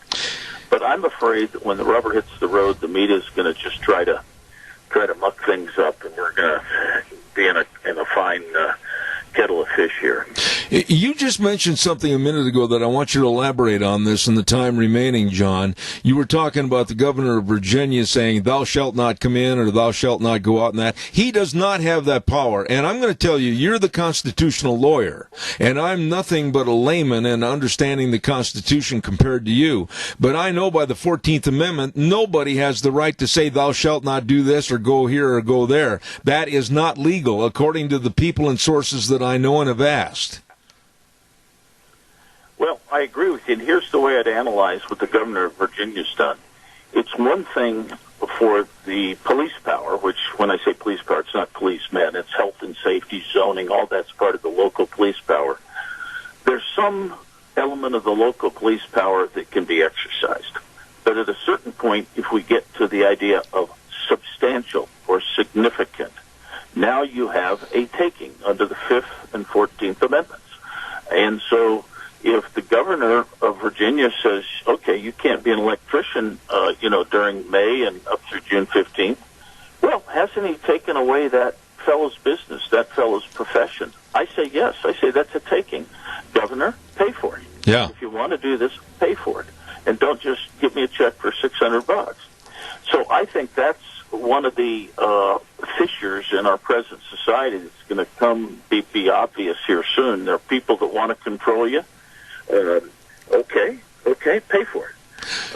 I think that if this were a war, there might be a little bit different situation, and you'd have national security issues and so forth and so on. But this is a health issue, and I think we have to be reasonable about it. John, explain something else to me, too. I've only got about 3-4 minutes left in this segment. How, and I underline the word how, can any sheriff or police entity order that a legally run gun store has to close? Explain that to me. I saw it on the news last night, and I sat there and I said, how? Where is the power to close a business like that? Well, that's a real good question. I mean, right now, I suppose the idea is, like I say, it's an emergency health measure. I suppose if it were like San Francisco in 1906 and there's an earthquake and the city's burning, you can blow up some houses to stop the fire. If there's a flood, I suppose you can take emergency measures to yell at people to tell them to stay in their house or do whatever, get to high ground. But as I say, that's limited. There's only a certain amount, and then when you put it as starkly as you do, you're going to shut down a gun shop. Why? Why is a gun shop different than a takeout Chinese food place? Can't you have some sort of a limited social distancing purchase of weapons? I don't understand that. And so those distinctions, right now, it's fine. They're drawing on our reservoir of goodwill, but you can't keep doing that. You can't keep that gun shop closed indefinitely because you think in your drawing board of society, you think it's a good idea. I don't get it myself. Yeah, well, John, I think the gun owner at a certain point has a right to sue that governor for shutting him down. Yeah, absolutely. Well, here's the strange bedfellows, if you will. Across the United States, sheriffs are being forced and coerced to open the jail cells and let prisoners out early for the fear that in the jail itself, per se, there's going to be coronavirus. So they turn all these people loose that are supposed to be serving their time to pay back society. They go out, hit the streets, and they infect, if they have the virus, anybody and everybody. And then, last week, one guy was released at 8 o'clock in the evening, and the next morning at 7 o'clock he was arrested for armed robbery. I mean, what kind of sanity is this? Well, think about it. You talk about health and safety. Supposedly we're letting him out for health and safety, and we're all getting robbed. It makes no sense at all. It's silly. And if there is some sort of a virus, first of all, how's the virus supposed to get in the jail anyway? I mean, I don't think any of those guys have been to Italy. Might be better for everybody if they just stayed in there. Amen. Like the quarantine. Amen. One place you could quarantine people is in a prison, and so we're going to say, okay, you're not going to stay quarantined. Makes no sense at all, even from public health perspective. Even if you're not, forget the armed robberies or forget the car break-ins that are going to happen. Even for the COVID virus, I don't think it's a good idea. The only thing I would say is maybe for humanitarian purposes, I would say, yeah, if you let prisoners out that are over 70 so that they can quarantine better, something like that. But the regular jail population, no way. And it doesn't make any sense. One last question, John, before I run out of time. And boy, this kind of puts you on the spot here a little bit. Looking at things the way they are today with these different decrees and the L.A. sheriff and the closing of gun stores and the Virginia governor, etc., how close are we to very fearful terminology of martial law? Well, I've called it, if this continues to happen, I call it martial law light. We technically will not be suspending the right to go to the courts or the writ of habeas corpus or any of the things that are part of actual martial law. But it will look like martial law, feel like martial law, and so forth. It will quack like a duck and it will waddle like a duck. So that's why I fear what's coming up. And there isn't a remedy to sue to say this is, for instance, a suspension of habeas corpus like President Lincoln did and say that's wrong. I think the way to go is on the taking aspect. It's a taking of property. So not technically martial law, but it sure looks and feels like it does. Tell me quickly, Postgate, how the Washington Post betrayed Deep Throat and covered up Watergate and began today's partisan advocacy journalism. Where can the book be found? Where can they get it? Well, you can go to Amazon, of course, or postgatebook.com. Postgatebook.com. The book draws a straight line between what the deceit in Watergate to what's happening today, Russiagate, Ukrainegate, now the virus, the deceitful reporting of the present mainstream media. That's why I wrote the book. It's really not about yesterday. It's about how to look at today and how it all started. All right. John, you got to promise me something that you'll come back in the future. I find you to be very interesting and educational. Thank you so much. Zeb, anytime. Give me a call. All right, sir. John O'Connor, a great friend of this program, and I'm going to call him back. You can bet on it in not too distant future. Good guy right there. Thank you very much. Holy smokes, I am late. Got to get the weather forecast on here. Old Wheels is sitting over there just drumming his fingers on the desk going, Zeb. Phillips Oaks, Goodwin, Crane, and Company, and they are the professionals in providing accounting services to the Mini-Cash area for well over 50 years. I mean, these guys are good, and these ladies are good. I'm telling you, they really run a professional organization of serving you with the best of tax return preparation, tax planning, business consulting, payroll services, retirement planning. Oh, the list goes on and on. They know what they're doing, and they know how to serve you. Phillips Oaks, Goodwin, Crane, and Company, with offices in Burley and Rupert. Right now, here's Gina with the weather. We're going to be in a wind advisory for today and maybe some precipitation. Here's a look at your weather forecast. Showers likely, cloudy skies. We are expecting a high of 53. Winds out of the west-southwest at about 20 miles an hour. Gusts as high as 40 miles an hour. And we are expecting about a 70% chance of rain showers, high of 53 tonight. That's going to be tapering off. Maybe those rain showers going to turn into snow showers at the low of about 29. That could continue for tomorrow morning. Mostly cloudy skies by tomorrow afternoon with a high of 41. As we look ahead towards Thursday, mostly sunny skies, 42 with an overnight low of 21 by Friday. Mostly sunny skies and a high of about 50. That's a look at your weather forecast for Zeb. Oh, she does a great job with the weather. And thank you, Gina. Brought to everybody by Phillips Oaks, Goodwin, Crane, and Company. As I said, providing accounting services to the Mini-Cash area for well over 50 years. And right now they are so busy serving you. Offices in Burley and Rupert, the best. Phillips Oaks, Goodwin, Crane, and Company. What have we got cooking next hour? Oh, Dr. History is going to be on the show via the telephone line. And then at 10:32, don't miss, we've got him back, a clinical pathologist, and his name is Dr. Roger Klein. Excellent, excellent. And we're looking forward to having him come on the air at 10:30 this morning. Want to remind you, too, about our friends at Cameron and Siemens Insurance. Highway 24 in Rupert. Oh, my goodness, life insurance, health insurance. They really care about you, your family, and your business. I urge you to run to the phone, pick it up, dial the number 436-4424. They are dedicated and responsive to your needs and very thoughtful, too. They want to make sure that you are covered. Think about it. Call them, 436-4424, Cameron and Siemens Insurance. Okie dokie. We're going to take a little break and let the big boys from CBS come in and mess up everything we've put together over the last couple of hours. So stay tuned for more of Zeb at the Ranch in about 7 minutes. Wheels, old buddy, take it away.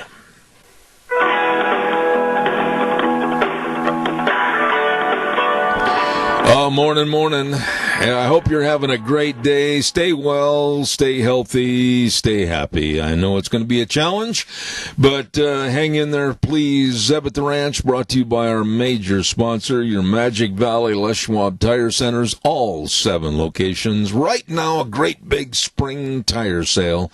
You stop in and see them today. Along with our friends at Burley Physical Therapy and Rehabilitation at 1263 Bennett Avenue, Suite 2 in Burley, helping you get back to being you.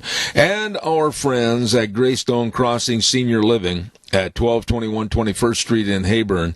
And I just want to remind you, too, that they are doing all they possibly can for their residents at Greystone Crossing.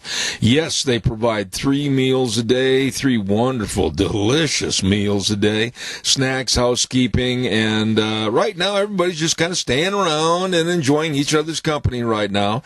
And they're all healthy at Greystone Crossing. And I urge you to call Kelly or Matt Wiggins and in the next couple of weeks, maybe arrange for a appointment and a tour of the beautiful surroundings. 650-4979. That number again, 650-4979. Greystone Crossing Senior Living at 1221 21st Street in Heyburn.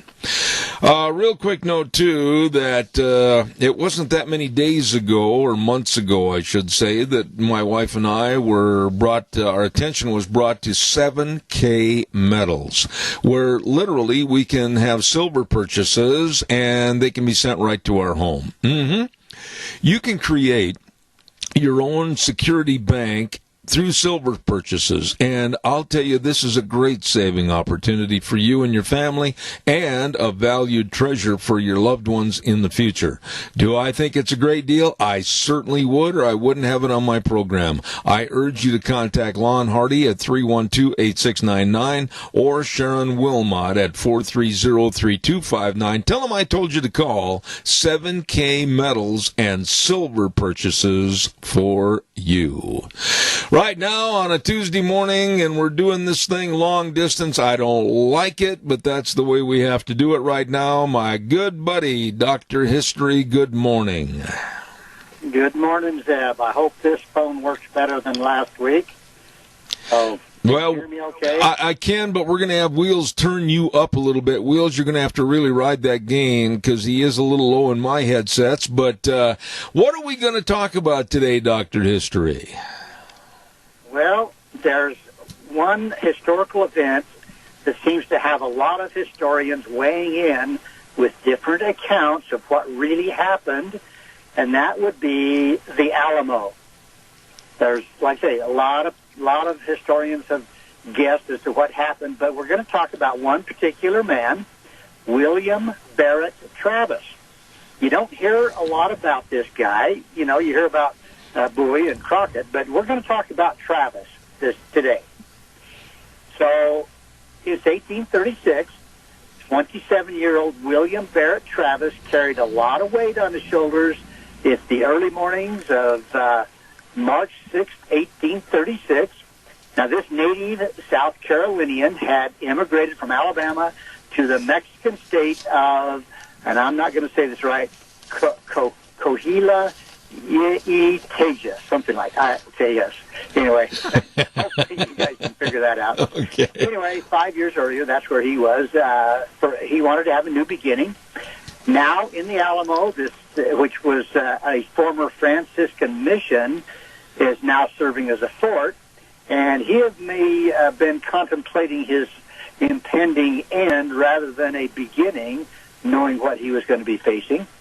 Now, Travis held the rank of lieutenant colonel in Texas's newly formed cavalry, yet he commanded a fortification, which a job more suited to an artillery officer. But he had shared leadership with Colonel James Bowie at the beginning of the siege, but as everybody knows, Bowie got sick, and he was bedridden. And so that left Travis in full command because Bowie was just out of it. He was laying in bed.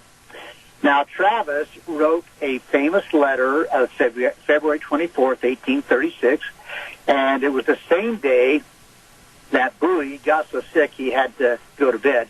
And he addressed this, quote, it says, "The people of Texas and all Americans in the world," and he stated his intention, he says, was, quote, "to sustain myself as long as possible and die like a soldier who never forgets what is due to his own honor and that of his country." Now, if Texas neglected his call for assistance, he had sustained himself and his garrison for 12 days. They'd held out. Now the time had come to fulfill his pledge to honor his country and his honor. So now, Alamo historians and experts have debated the finer details of the battle for decades. And I'm sure, Zeb, you've probably read, there's all different kinds of versions of what really happened. Now, two of the more spirited arguments involve the manner in which the American icons Bowie and Davy Crockett met their ends, and there's about 25 different versions out there, so who knows really what happened. But, less attention has been paid to the exact way that and the time and place that Travis died. However, there's a lot of speculation and questions surrounding his death, and actually that began within a week of the battle. So now, word of Alamo's fall reached Sam Houston in the town of Gonzales, and that was actually 70 miles east of San Antonio, and that was a few days later on March 11th, 1836. Now, there were two guys, one by the name of Vergara and Barcenas, and they had not actually witnessed the battle themselves, but they reported information from another guy named Antonio Perez. Now, there's no evidence that Perez actually witnessed the fight since he rode from the ranch of Jose Maria Arocho to San Antonio on March 6th, the morning of the battle. So he wasn't even there. But whatever information these two guys got, Vergara and Barcenas, caused Sam Houston to be a little nervous about these two guys. He thought they might be spies of Santa Anna, so he actually put them in jail. Now, so their information kind of sparked stories of Travis dying as suicide. There's a guy by the name of E.N. Gray, and he stated in his March 11th letter, again about a week later, quote, Travis killed himself. Now, Andrew Briscoe, writing to the Red River Herald, provided a reason for Travis's suicide. He said, quote, the brave and gallant Travis, in order to save himself from falling into the hands of the enemy, shot himself. Now, details shifted during the next few days. Houston reported that Travis, rather than fall into the hands of the enemy, stabbed himself. See, so we're already seeing some contradiction. Another guy, Benjamin Briggs Goodrich, whose brother John died at the Alamo, wrote on March 15th, again a little later, quote, Colonel Travis, the commander of the fortress, sooner than fall into the hands of the enemy, stabbed himself to the heart and instantly died. Okay, the story keeps going.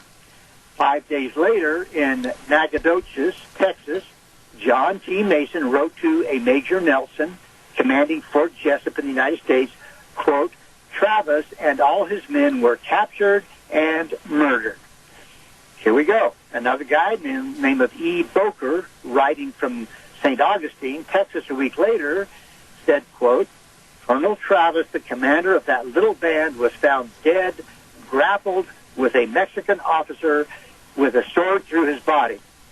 And it didn't say whose sword went through whose body. So, anyway, the man able to clear up the mystery really is Travis's slave, Joe. Now, he arrived in Gonzales 2 days after Vergara and Barcenas and he had another story to tell. So he came to the Texan forces with a lady by the name of Susanna Dickinson and her young daughter. Now, if you recall, Zeb, all three of these actually survived from the Alamo. Mm-hmm. Susanna, her young daughter, and Joe, the slave. So he later described the battle to Texan officials at a place called Washington on the Brazos. Several witnesses recorded his accounts, but they kind of embellished it and passed it on to a number of newspapers in the United States. So I guess no good story is worth telling if you can't add a little to it. So here we have another guy, George C. Childress, former editor of the Nashville Banner, reported that Travis had been awakened in the early morning hours on March 6th by a cry from the guard on the wall. Travis, the Mexicans are coming, this guy yelled. Well, Travis sprang from his blanket, grabbed his double-barreled gun and sword, and with Joe, the slave, they mounted one of the ramparts. Well, the fast-moving enemy already had placed scaling ladders against the wall. Travis fired his gun on them and immediately suffered a gunshot wound in return. He fell within the fort while his gun fell among the Mexican soldiers. So now this editor Childress, he further stated that a Mexican general leading his troops over the wall attempted to behead Travis, but the wounded colonel raised his sword and killed the general. Now, Joe, the slave, he retreated to one of the rooms of the Alamo, and so he survived, of course, being killed, like I mentioned. Now, the presentation of this account makes it seem as if Joe witnessed the final death struggle between Travis and the general. However, later on, it states that an English-speaking Mexican officer and Santa Anna himself made Joe point out Travis's body. They couldn't even tell which one was his. And only through conversation did Joe come to believe that Travis killed a Mexican officer And this was only because their bodies were close enough that and they say, quote, their blood congealed together. So no actual witness decided to confirm this last kind of brave act by Travis. Now, other participants or claimed participants of the battle left statements regarding Travis's death over the years, compounding the mystery, and the earliest appeared in a newspaper called the El Mosquito Mexicano. And this is April 5th, so this is a month later, still in 1836. And as part of an account by an unidentified Mexican soldier, all it said was, quote, the chief they called Travis died like a brave man with his gun in his hand in back of a cannon. And here again, he did not say that he actually witnessed the death. So now we move ahead 24 years later. A guy by the name of Francisco Ruiz, who claimed to be the officer stated for the Texas Almanac of 1860 that he had been called upon to identify Travis's body for the Mexicans. And he said on the north battery of the fortress lay the lifeless body of Colonel Travis on the gun carriage, shot only in the forehead. So there's already confusion going on. Now, filmmakers and artists have kind of like this touch, and giving their Travis character or image a kind of neat little red spot on his forehead indicating a bullet wound. Now, some historians, while constructing a dramatic telling of the Alamo story, have kind of taken Ruiz's words with those of Joe, giving the impression that Joe witnessed Travis being felled by a shingle shot to the forehead. But now think of this. If Travis had been smacked in the forehead with a Mexican Army musket ball, approximately a 69 caliber, it's pretty unlikely that it would have been in any condition for a later death struggle with a Mexican officer. If he got hit in the head, he'd been dead. Now, a lot of Alamo historians accept Ruiz's story at face value without further investigation. The late Thomas Ricks Lindley, in his book called Alamo Traces, which was written in 2003, he presents evidence showing that Ruiz may not have been in San Antonio during the battle. So here you got all these people that are claiming to know stuff that probably half of them weren't even there. Well, let me interrupt. Anna Dickinson, here we go, 40 years later, in 1875, or anyway, no, longer than that even. She said that Colonel Travis and a guy named James Butler Bonham were killed while operating the canyon. The body of the former lay on top of the church.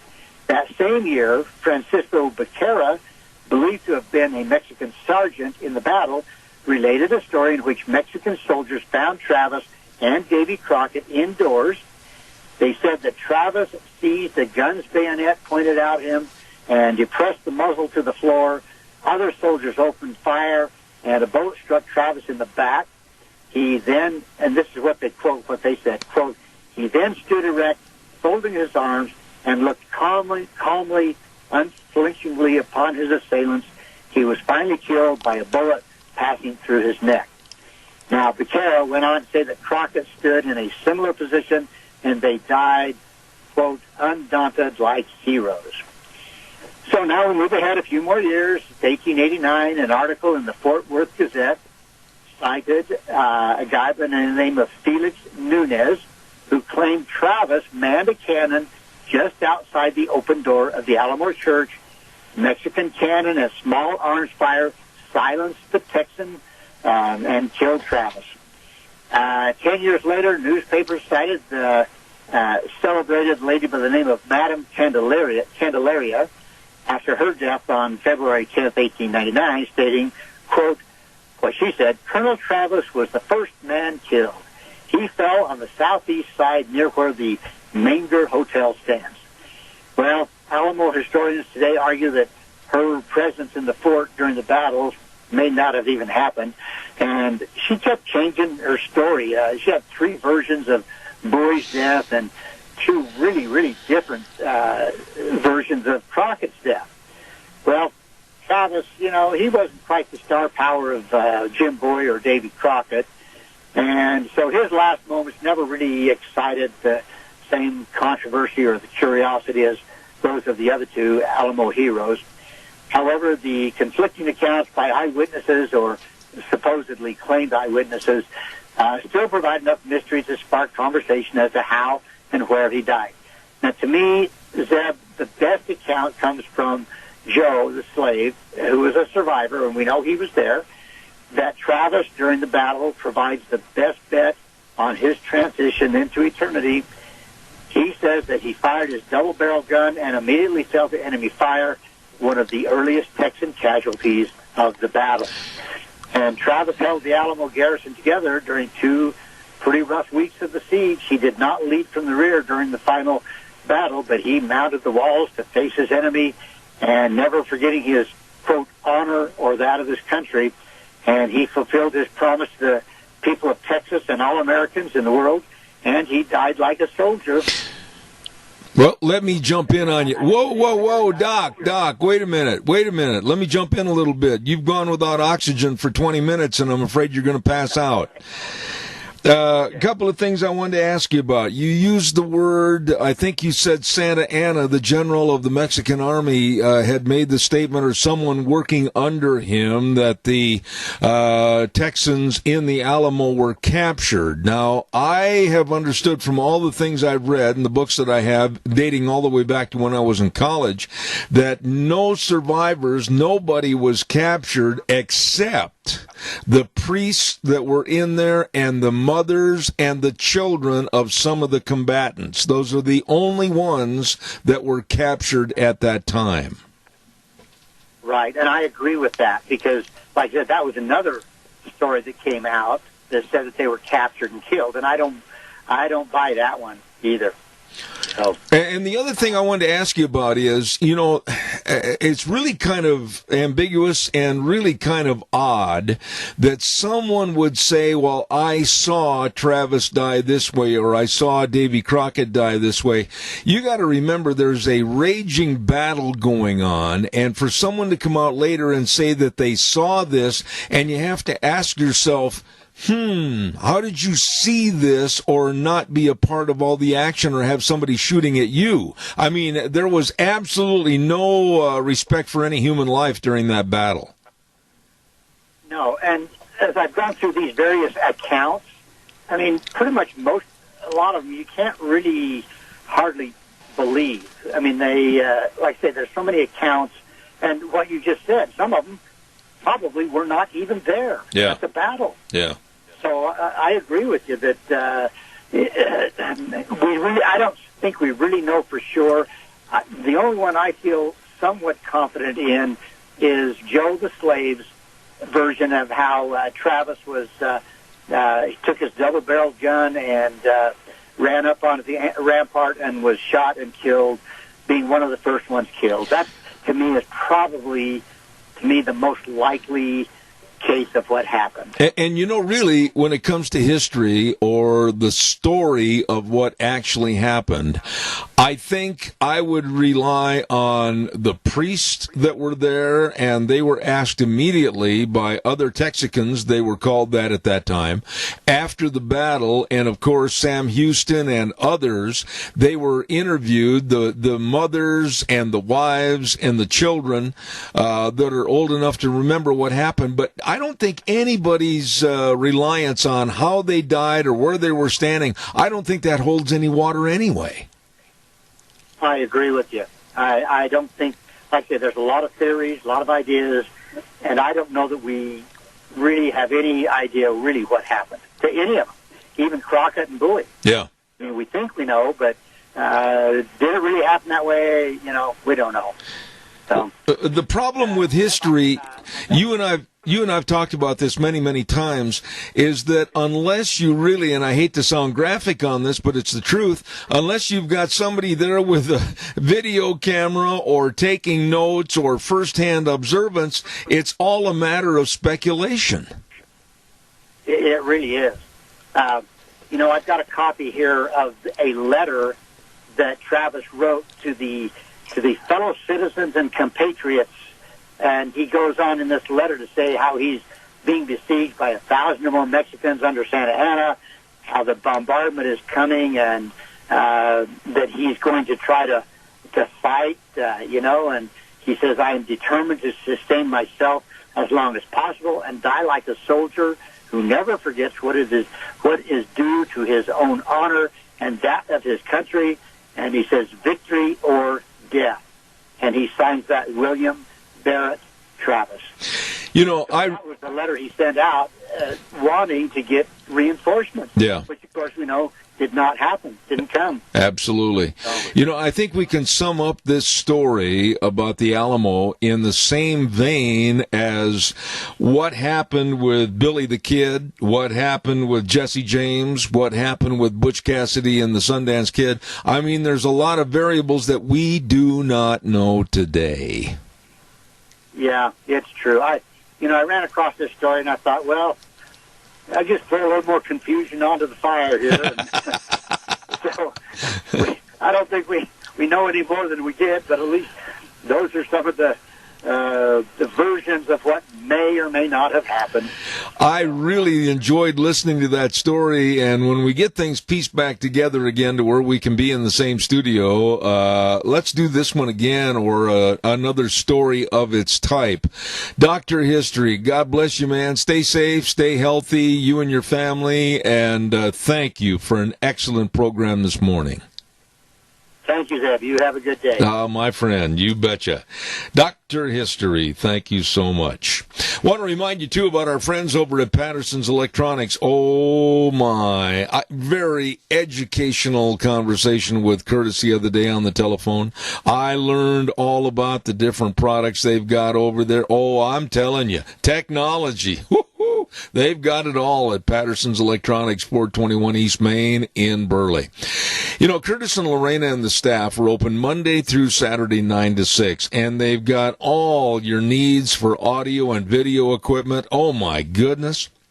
They've got all the home theater systems, video surveillance cameras, car stereos and speakers, all the televisions from Samsung, Sony, Toshiba, LG TVs. I'm telling you, folks, just go in there and really let them share their knowledge with you on what you need. Patterson's Electronics, 421 East Main in Burley, 678-6997. Right now, let's send it over to Wheels. I'll be back in about 3 minutes. And now, back to Zeb at the Ranch on AM 1230 KBAR. To reach Zeb, call 436-2244 or toll free 1-866-927-4587. And now, here is Zeb Bell. Wow, okay, thank you very much, and welcome to our last 30-minute segment. We're going to have our guest on him momentarily. I want to remind you, too, about our friends over at Lee's Furniture, Floors, and More. Now, they're open Monday through Saturday from 9 to noon, and they urge you to call and come down to the store. With all this going on with the coronavirus and everything, they're being very, very careful, and they want to absolutely serve you and your family and your home needs. Limited hours, so call 878-2341. That number again, 878-2341, and that's Lee's Furniture, Floors, and More. And they have got some absolutely astounding low prices on sectionals and love seats, recliners starting at $249. All the mattresses and the carpet, everything you need for the beautification of your home. And don't forget, this is at Lee's Furniture, Floors, and More at 459 Overland in Burley. Call them, 878-2341. Right now, I want to mention that a couple of weeks ago, we had this doctor on the program, and I could tell right from the get-go that I wanted to have him back. He's a clinical pathologist and absolutely has specialty training in medical microbiology. He's a straight shooter, of which I demand on this program. Dr. Roger Klein, good morning, sir. How are you? Hi, Deb. Thank you for having me. You're very welcome, and the reason I wanted to have you back on the air is you tell it like it is. And telling it like it is right now is what my audience wants and deserves to hear. Where are we, and really, how serious is this coronavirus becoming larger every day, or is it starting to diminish? Well, it's definitely serious, and we're finding more and more cases. Now, some of that is due to a great ramp-up in testing. We're doing over 100,000 tests in the United States a day. Some of it's also due to spread, We really don't know quite how much it is due to both, and we're having increased deaths. Now, what I would caution against in terms of watching this very closely, I caution against alarm, especially by the number of deaths. I mean, so we're over 3,000, which is very tragic for all 3,000. But the truth is, with this many reported infections, the people we're testing, the cases, are all the sickest people. We're testing people with symptoms, and it's very prioritized toward that direction. And that suggests that there are probably many, many cases out there, many infections, where people have mild or no symptoms. That enhances the spread potentially, but it also suggests that for most people this is probably a very mild infection, and that would be infrequently severe and rarely fatal. You would think that what they would call the case fatality rate or the death rate is actually very low and probably significantly lower than people initially believe. Dr. Klein, I'm going to ask this question, and I'm glad we're doing this in kind of a shotgun approach. I'm going to ask you a lot of questions, and we're going to have short answers to get everything in. The elderly, of which I am. I'm 72 years old. I've had heart problems. My wife also has some health problems, underlying problems, if you will. What about us and others of that age bracket? Yeah, so the elderly, especially over 80, and people with medical problems, are at higher risk from this, just as they would be from any other respiratory infection and flu. And I would urge people to stay away from and avoid sick people, and limit contact with others. Honestly, I think that it appears to be have the potential for serious problems in older people, and I would definitely make strong efforts to protect oneself. Sanity. Look, you can't. I'd even avoid a lot of public places. I mean, you can't wash down everything that you might touch, and you can accidentally touch your face. So I'd be very careful. Let me ask you this question then in regards to people my age and in my age bracket. If they do contract the coronavirus, are you saying as a doctor that it's not necessarily a nail in the coffin and that many, many, many, many people, regardless of their age and their health condition, can get over this? Yeah, of course, most people are. Well, it's a very small percentage of people who die from this, and even in the elderly, the vast majority of people would recover. Okay. Now, this leads me up to the next question. We are in a lockdown. Basically, I think almost 2/3 of the United States, the governors have said, stay home, don't do this, don't go there. They've given issuance of orders for various businesses that are non-essential to close down. Do we really need this, in your opinion? Well, I'm concerned about it, and I think the president's instincts are right to want to move away from it as quickly as we can. You don't want to cure the disease and kill the patient, and I think the problem is we're causing such economic dislocation. And I don't want to speak generically in terms of economy, but people, real people who need to support themselves and need to make a living can't do so. You look at Sweden; they're doing much less than we are, and they don't seem to be having more problems. South Korea, everybody touts as a model. They also weren't as extreme as we. So I think in some areas we need to rethink this policy. We're learning how to manage this like a regular disease. We're doing that very, very shortly, like other diseases. We're getting new tests online, and I think hopefully we can move away from it soon. Dr. Klein, let's go back to the genesis of this problem. And you, as a clinical pathologist, you'd know more than anyone would to answer this question. How, why, where, and how come it's so blatant, leaving China and spreading around the world? Why couldn't this have been basically surrounded and stopped? Well, surrounding stuff that seems very contagious, hard to do. We weren't getting accurate information. I don't think we're getting accurate information now, and I don't think we understood how contagious this is. I don't believe China's numbers at all, and not based on what we're seeing. So we were kind of caught off guard. And we had the entire month of February where FDA, I think we've talked about this, where FDA wouldn't let people test, wouldn't let commercial labs, wouldn't let hospitals test for this virus. And here it was circulating throughout the country, and nobody knew it. We thought there were a few cases in the country, and it turned out it was probably all over the place. So this really set us back. And CDC also, they led us to believe that there weren't a lot of cases here. And as it turned out, there were a lot of infections, and we just didn't know about it. I think so I think that's a lot of the problem. But the testing was really set us back, and and you got to leave that around FDA shoulders, because they were the ones who wouldn't let places, for example, like University of Washington, use their tests.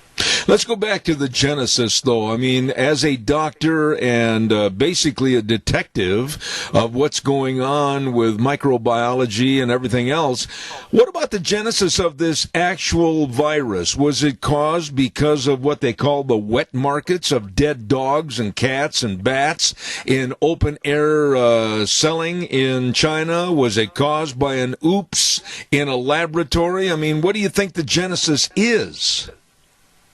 Well, first of all, with respect to a laboratory, whether someone was studying or not, I can't say for sure. But I don't believe this is a man-made a virus or something that was a weapon. So I think we can rule that out based on the genetic sequence. It's very similar, almost the same as a bat virus. It looks like it passed probably from a bat to another animal. And I think these markets, look, this is bad hygiene.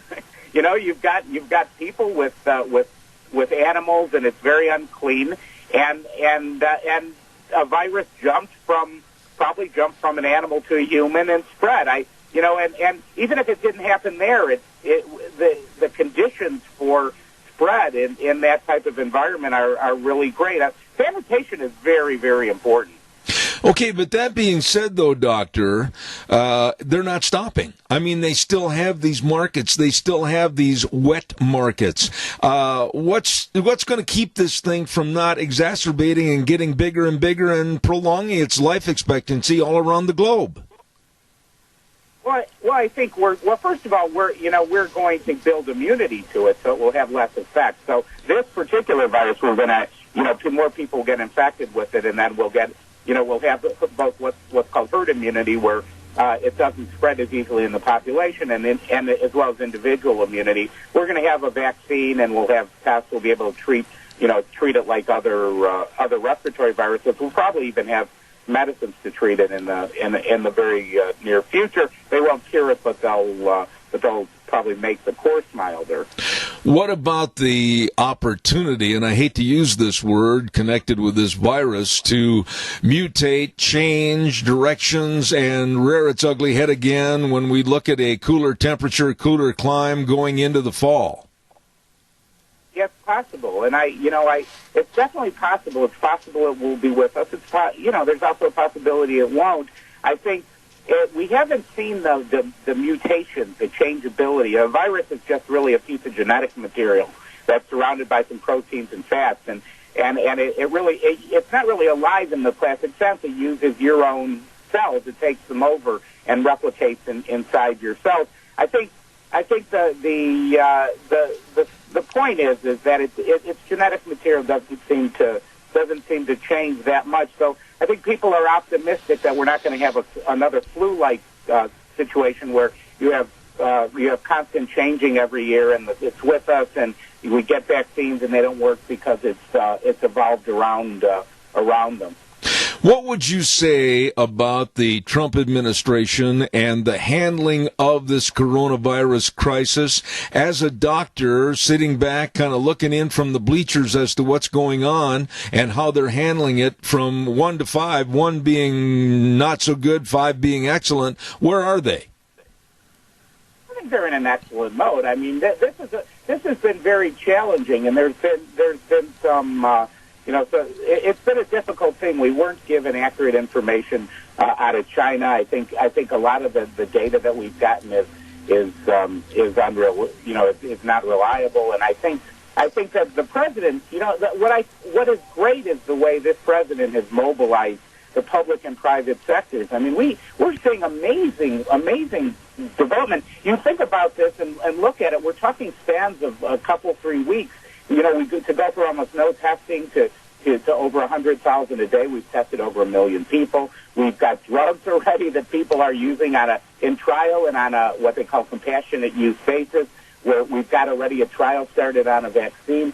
We've got manufacturers ramping up to produce equipment. I mean, I've never seen this in my lifetime, and I think there's great leadership. Nothing's going to be perfect, and you can always criticize. This is a very challenging time with a very challenging disease, and you've got a lot of bureaucracies to manage. We have a caller with a question, Dr. Klein. Let's take that, and then I've got some follow-ups. Good morning, caller. Quickly, you're on the air. Yeah, the World Health Organization has been protecting China from the beginning, and so China obviously didn't tell us.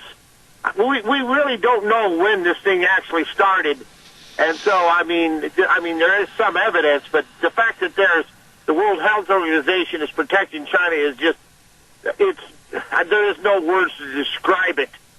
So so after this thing is going to peak out here in a week, 2 weeks, and with more testing, we're going to find out that the mortality rate is lower than we first suspected. Like you said about Scandinavia, they're not doing a lot of anything, and they don't have a problem. It's a very unique situation. I'll hang up and listen. Respond to the caller, please, if you would, Dr. Klein. No, I mean, I think these are all legitimate points. The WHO's been disappointing. I think a lot of us relied on their assessment of what was going on in China and the reliability of the Chinese data, which I just can't believe it after what we've seen here. It just doesn't. It's hard to believe that it's completely true. They wouldn't let our people in, so we couldn't look at it. And I think the point is right that we're testing more, and we're seeing that this is actually much milder than for most people than we would have thought. That's a good point. It may abate in the spring. I don't know exactly what the timeline is. I think the more important question is how we deal with it and how we manage it, and whether or not we can turn it into treating it like an ordinary disease and going back to some level of normalcy versus staying on lockdown. And I think that's going to happen very soon. Dr. Klein, I'm going to say this statement, and you can rebut it or you can tell me I'm all wet. Either, I honestly think that a lot of this coronavirus is being elongated for its seriousness by the left to absolutely have an infringement on the possibility of President Trump being reelected in November. Do you think I'm full of hot air, or do you agree with that? I don't think you're full of hot air, because there's definite politicization of it. We've seen it in a number of cases of prominent politicians who are from the opposing party. So I don't, and I think if you talk about the seriousness and it is very serious, and there are people who are dying. Don't get me wrong, but there are people who die from other things, including the flu. I think we, and those can number in the 50 to almost 100,000 range in bad years too.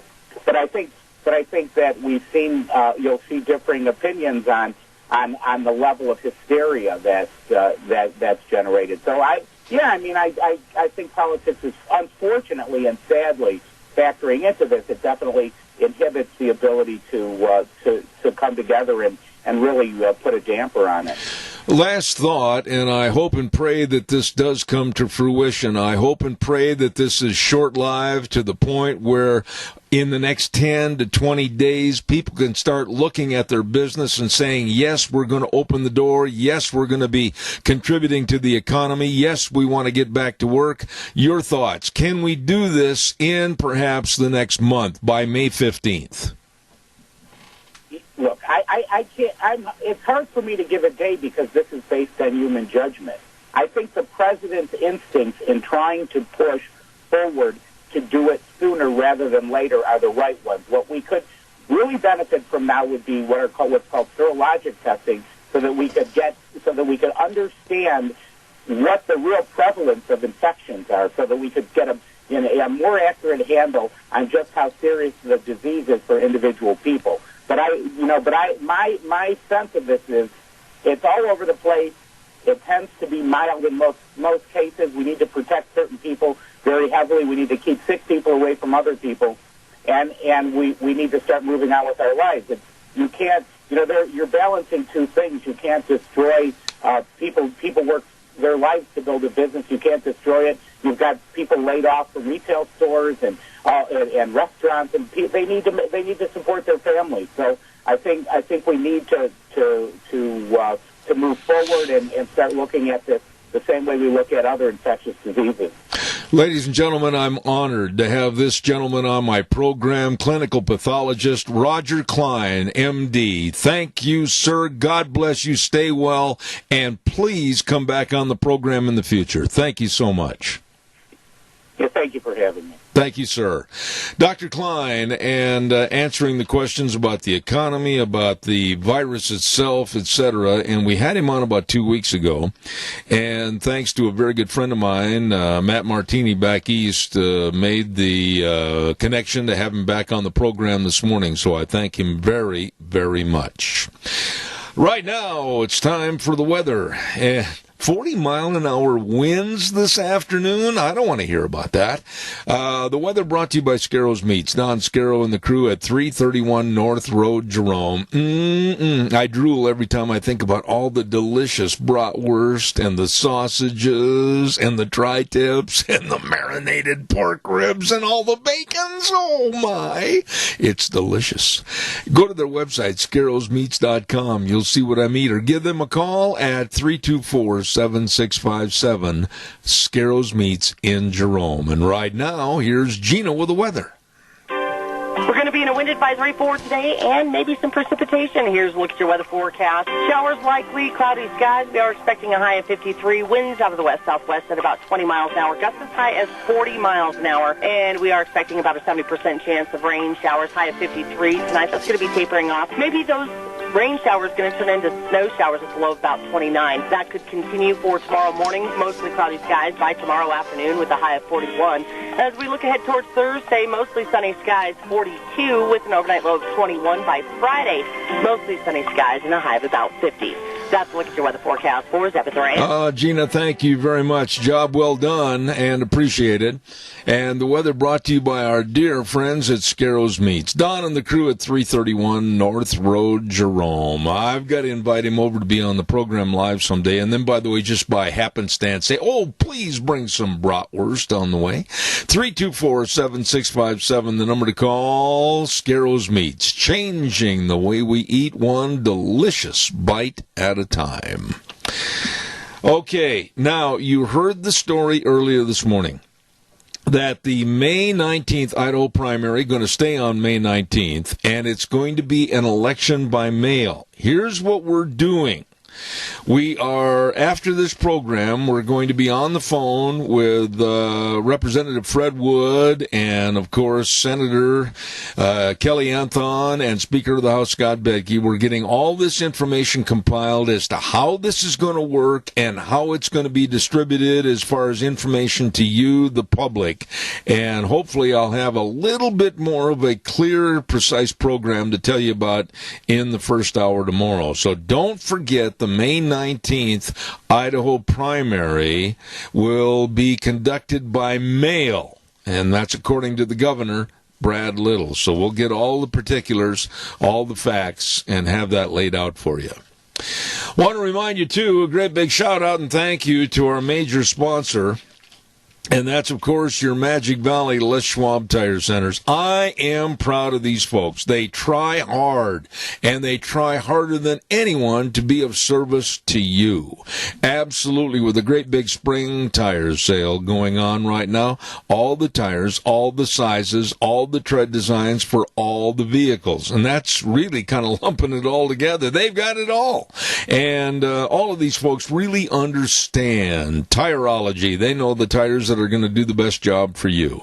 And they've got highly trained brake technicians, front-end alignment specialists, shocks and struts, batteries, all of this and more at all 7 locations. Notice the key word is all. And of your Magic Valley Les Schwab Tire Centers. Lane and Rupert, Dave on Blue Lakes and Twin, Mike and Buell, Mike in Jerome, the Twist family in Paul, Daniel on Pole Line in Twin Falls, and, of course, Trent on Overland in Burley. Your Magic Valley, Les Schwab Tire Centers, serving you.